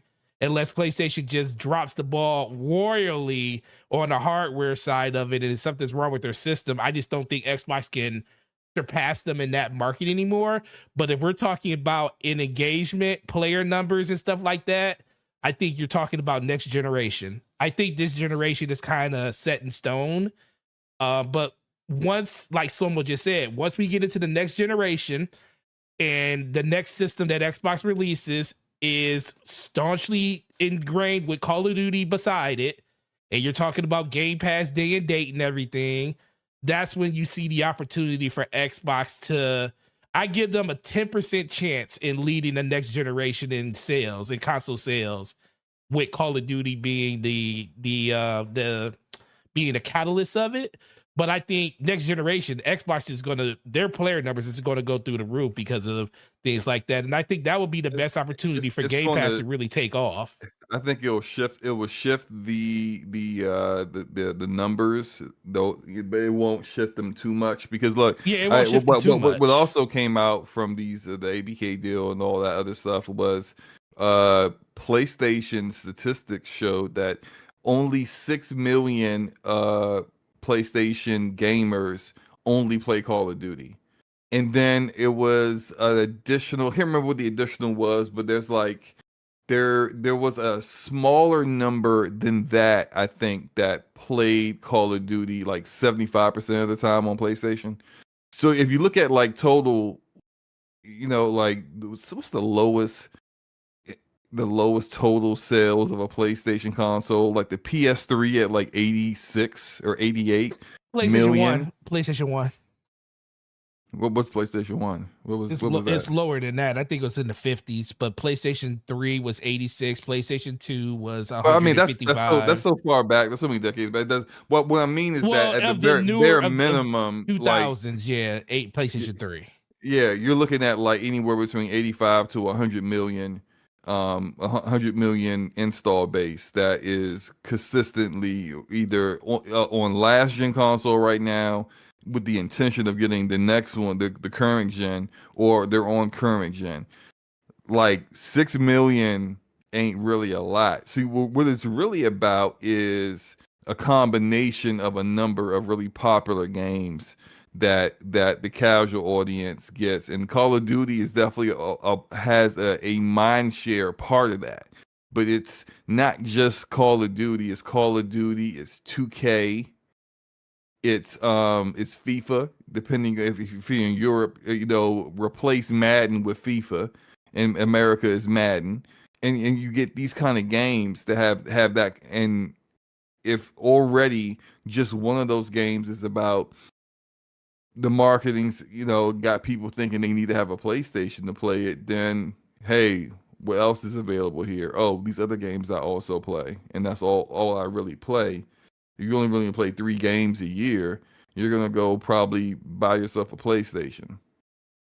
So to kind of shift that, if Xbox gets the marketing, and what you really kind of need to see is these gamers starting to also see, oh yeah, with FIFA's on Xbox, and well, it's not even called FIFA anymore. Damn, what is it called now? Like FC24, FC EA Sports, the soccer edition, something, I don't know. So soccer game, EA soccer game is on Xbox too. So is Madden. So is GTA. So is all the other games like that. What you really need to start to see is the dynamic shift where people are thinking, hey, me and my buddies are going to go get this next console because it's marketed towards this, and all the other games that we also play are also there too, kind of deal. And it's just it had a lot has to kind of help move it in that direction for there to be a really seismic shift. And I just don't see that happening. I could definitely see it on the COD front, but all the other ones that are so popular, like just dumb popular annual release kind of games that everyone gets every year, I don't know if they can shift all of that too. Yeah, I agree. I just ultimately it's just gonna come down. Ultimately, it's just we got corrections that PS1 sold 105 million. Yeah, 105. You was way off, I was man. way off, bro. Listen, bro. I just went to go look it up. I was like, I swear it wasn't that high, but then I went to go look. I said, good God, it is 105 million. It's been a long time, man. That was like 1997. Yeah, it's also not really relevant to my point. My point was more about really like current gen, like last gen and current gen is probably more relevant. Yeah, anyway. Yeah. I just looked that up. I was like, that's pretty crazy. But ultimately just comes back to PlayStation. I think this is the biggest thing that people got to realize is the reason Xbox did so well in the 7th generation, where they sold 83 million, is because they had a lot of people that bought PlayStations, had Xboxes and PlayStation. Like, if you think about a lot of the Xbox people right now, like a lot of the mainstays, the people that talk in the community, they have both systems. They have Xboxes and PlayStations. That's not the same when it comes to the PlayStation side. It's like, for them, it's like Xbox didn't give them a reason to buy the system too. So the hardcore people on Xbox on PlayStation don't have both systems. That's what they had, that parity amongst the hardcore in the 7th generation. So now Xbox just got to find a way to get that parity to back. make, and this is what we were saying about. Remember Phil Spencer's comments back when Redfall bombed, and he was all like, Starfield being an 11 out of 10 is going to get a PlayStation gamer to sell their PlayStation to get an Xbox, it's not about our selling response, it. our response is that's not realistic. It's not What's realistic is for them to say, I will get an Xbox in addition to the PlayStation I already own, because they're not going to give up on what PlayStation provides for them. But you can provide additional value from what Xbox has. And the only way to do that, to have unique content that is only on this platform or your ecosystem and not in the PlayStation ecosystem, is through your first party or second party. And so we'll see how that goes, because now we're getting into the cadence of they're dropping games. Next year, it looks like they're going to have more games available coming from their first party than PlayStation does so far. PlayStation ain't got nothing on the docket for next year, bro. After Spider-Man 2, we don't know anything. It's the darkness outside next year for PlayStation right now. If you can't say a single release date or even a release season for any PlayStation game after Spider-Man 2. That's it. And I know people are going to be like, but what about Final Fantasy VII Rebirth? Y'all got to stop picking and choosing when Square Enix is relevant in this conversation. That's true. Because when it's a Final Fantasy game, all of a sudden it's relevant. Hey, that's our game. When it's Forspoken, it's not relevant. It's not relevant. When it's Babylon's fault, it ain't relevant. That ain't us. That ain't us. That ain't come out on our platform. So you can't pick and choose. We're talking about first party and second party games, and those are third party games. That, and especially considering how Square Enix CEO seems to be the way he seems to be moving, those games, you're probably going to see those games on Xbox eventually. I'm not going to say soon, but eventually. So regardless of that, like from Sony first party, all we know is Spider-Man 2. And they're in 3 live service games that they just showed teaser trailers for with no gameplay. So, yeah. So anyway, like basically to get back to what I was saying, Xbox is seemingly going to have more content next year than PlayStation. That's an opportunity for them. It is. Because while the PlayStation gamers waiting for something to play outside the typical third-party games that are everywhere, you can be hopefully providing not just content, because like just having Tubi got content, but Tubi sucks. Like all the movies on Tubi are garbage. Have you seen it? I mean, like I could do better with my iPhone and recording, and the 3 of us make a movie right now. I could probably make a better movie than the crap that's on Tubi. They got content, but nobody want to watch it, right? Right. You gotta have good quality stuff, and so if what they're coming out with next year is good quality, you're gonna get PlayStation gamers that go, I'm not giving up my PlayStation, but I'll buy an Xbox because X game looks really good. Yeah, I agree. Well, Autumn, I'm sorry I kept you here 3 hours, or we kept you here 3 hours. Okay. We appreciate you, and I apologize. That was me rambling and didn't even forgetting what my point was. That's all right. She'll yell at you on Twitter in a DM or something. No, she gonna yell at you for calling her furniture, man. Hey, but I called it before. Hey, listen, did you hear? No, it? you didn't. I did. All you heard, it. No, she heard me. No, I literally said. Listen, I literally said. I said all of it. I was like, man, wait a minute. You are not a piece of furniture. Oh my God. Listen, I'm sorry. That's my fault. But guess what? End of the show, episode 151 in the books. Shout out to our amazing special guest, Autumn. Really, really appreciate you. Really appreciate the insight that you brought, especially when it came to Forza. And I don't care if you reference Forza and everything you do. It has something to do with gaming, and it all matters, and that's all that matters to me. Absolutely, all things come back to Forza. Let's be for real. But please let everybody know where they can find you if you want to be found and what you got going on with all your different channels and social media. Absolutely. Thank you guys so much for having me on. There's definitely a lot of laughs here. Um, geez, yeah, long show, but I'm used to listening to very, very long podcasts, so it's totally fine. Um, thank you guys for having me on. Everybody out there watching the stream. If you guys want to follow me, everything is posted on all my socials are down in this video here in the description, and of course on my Twitter page in my bio. My Twitter is tgautomxbl. That is where I post all my game clip stuff. Usually racing game stuff, but it's whatever I'm playing. Halo, Battlefield, whatever else is on Game Pass. That's where my game clips go. My Twitch is down there as well. I stream pretty regularly.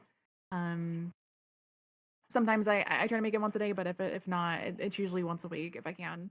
My Twitter is twitch.tv/transautumn.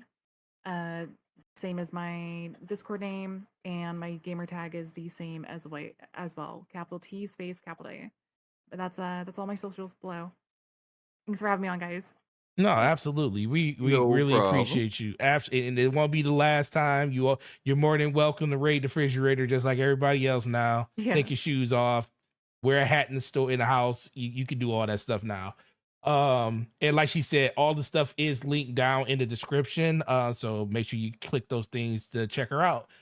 Slow Mo, my man, the man, the myth, the legend, the man of many slaps, the man that did make a video over the course of the last week that was really, really good. And he was really respectful to Destiny. So I can't be mad at him no more. What you got going on your channel? What you got going on just in general? I had to be respectful to Destiny, as I was not necessarily slandering another game, but yeah, you were slandering another game while you were trying to be respectful at the same time. I mean, I was being very constructive criticism as well. Like, but yeah, the video Forza's talking about, as you guys know, I really enjoy playing the first Ascendant beta. I enjoy the game, but I think it's you know, for the sake of the game, for its longevity, I think that Nexon, the developer, should probably hold off on releasing it sooner rather than later, because the game's just not very unique, and it's drawing way too close to influences from a couple of successful looter shooters like Destiny and Warframe. And I think that if you really want to be like, you can get some people to play your game, sure, you know, but once their like main games get more like content, they're going to leave your game. And so if you want to cultivate a real community, you need to have unique content. And I just don't think, from what I've seen of the game, that it's doing anything super unique. So that's what my video is about. Come check it out. I think I'm finally getting good after 5 years. Actually, it's been 5. Yeah, 5 years of doing. No, I started in 2019. 4 years of doing content creation. I finally got good at making thumbnails. Oh my god! This man sent me a video. He said, "What do you think of this thumbnail?" And I looked at it, and the heavens parted, the heavens opened, the seas parted, and I told that man right there in that DM, I said, "You graduated, Slow Mo." I tell you, I'm in my bag right now. I made like 5 thumbnails last night because I couldn't sleep for no reason. Yeah, 5 thumbnails. Got that bug on videos that I haven't even put out yet. Yeah, so, got that bug, and it's gonna be videos you probably won't put out. You just gonna make thumbnails for them because you just want to do it. No, that's good. That's good. Great show tonight, Autumn. I really appreciate you joining us. I appreciate your insight on Forza Motorsport. I think that we could not, without you, we wouldn't have had such a accurate and in-depth conversation in detail on the game. And that's the kind of stuff that I like for our podcast, is just, you know, even if it's not a game that like both of us rock with, like Forte is big on Forza Motorsport and sim racers. I am not. but like we're still able to kind of like find a way to be able to have that kind of conversation that Yeah. the people can really get a lot of knowledge and information about, and it's all accurate. And instead of just me just sitting over here like, man, I kind of want Fast and Furious and Forza Horizon, which is all I can think about. That Forza You know? conversation would that Forza topic would have been 5 minutes messing around with just me and 5 Slow-Mo. seconds. Yeah, it's absolutely my pleasure. I No really problem. appreciate it. No problem, and we'll definitely have you back. And we definitely get into some shooting. So look, I'll play some Battlefield with y'all. Y'all gotta Let's play some. go. Not Y'all just gotta play some Battlefield, Halo with me, yo. Conquest. Look, I said I play Battlefield, man. Okay, Look, that's we'll fine. figure it out. We'll figure it out once we get in there. But Cool. again, I appreciate having you, and sorry we kept you so late. All right, cool. And you're already on my channel, Gaming Forte. Hit the like button on your way out. Like I said, once again, everybody's links in the description. Please go follow these amazing people. They are some of the jewels of this community. Autumn really liked her insight. Slow-Mo, if you want to hear his back and forth with people on Twitter, is always a great follow. It's good, always amazing. And check them both out. Channel members for this channel, Slow-Mo, go ahead and pull yours up when you get a chance. I want to give a shout out to the people that support the channel in a major way. We got Brat Basement Radio Arcade Podcast, Darnell Brown, Dragonheart Yobi, Stardust Acero, Ramon Terrell, Trevor Birdsong, shout out to you, Hargeet Shani, Corey Hale, the homie Slow-Mo Backslap, DJ Oris, and that guy Smitty. Once again, really appreciate you guys and all the love and support. Slow-Mo, go ahead and take it off. Yeah, so I also have the channel members on my side. It is Erodimus, Vay Babe, Donnell Brown, Dragonheart Yobi, Enrique, Hargi Shani, Truth Serum, Ramon Terrell, Obi-Wan Kenobi, Gaming Forte, Corey Hale, Stardust Cicero, and that guy Smitty. So we appreciate you guys. Thank you for supporting us. I'm gonna have to talk to Erodimus. Erodimus dropped me. I don't think he liked my Xbox takes over the last couple of weeks. He has subscribed to my channel. So, You'll be all right. come on back, Erodimus. You know, I'm just telling you the truth, man. I love all consoles, man. It's funny listening to some of the takes out there. You have lost. I have the lost the box. rod. I done lost. You're no longer green. You're more like turquoise now. Oh my like God, turquoise. it's over. The color of the Switch light. Let's go. All right, guys. Really appreciate you guys. We will see you for episode 152 next week. And you guys have a great weekend. Enjoy the games you're playing, and have a good weekend. Peace. Peace.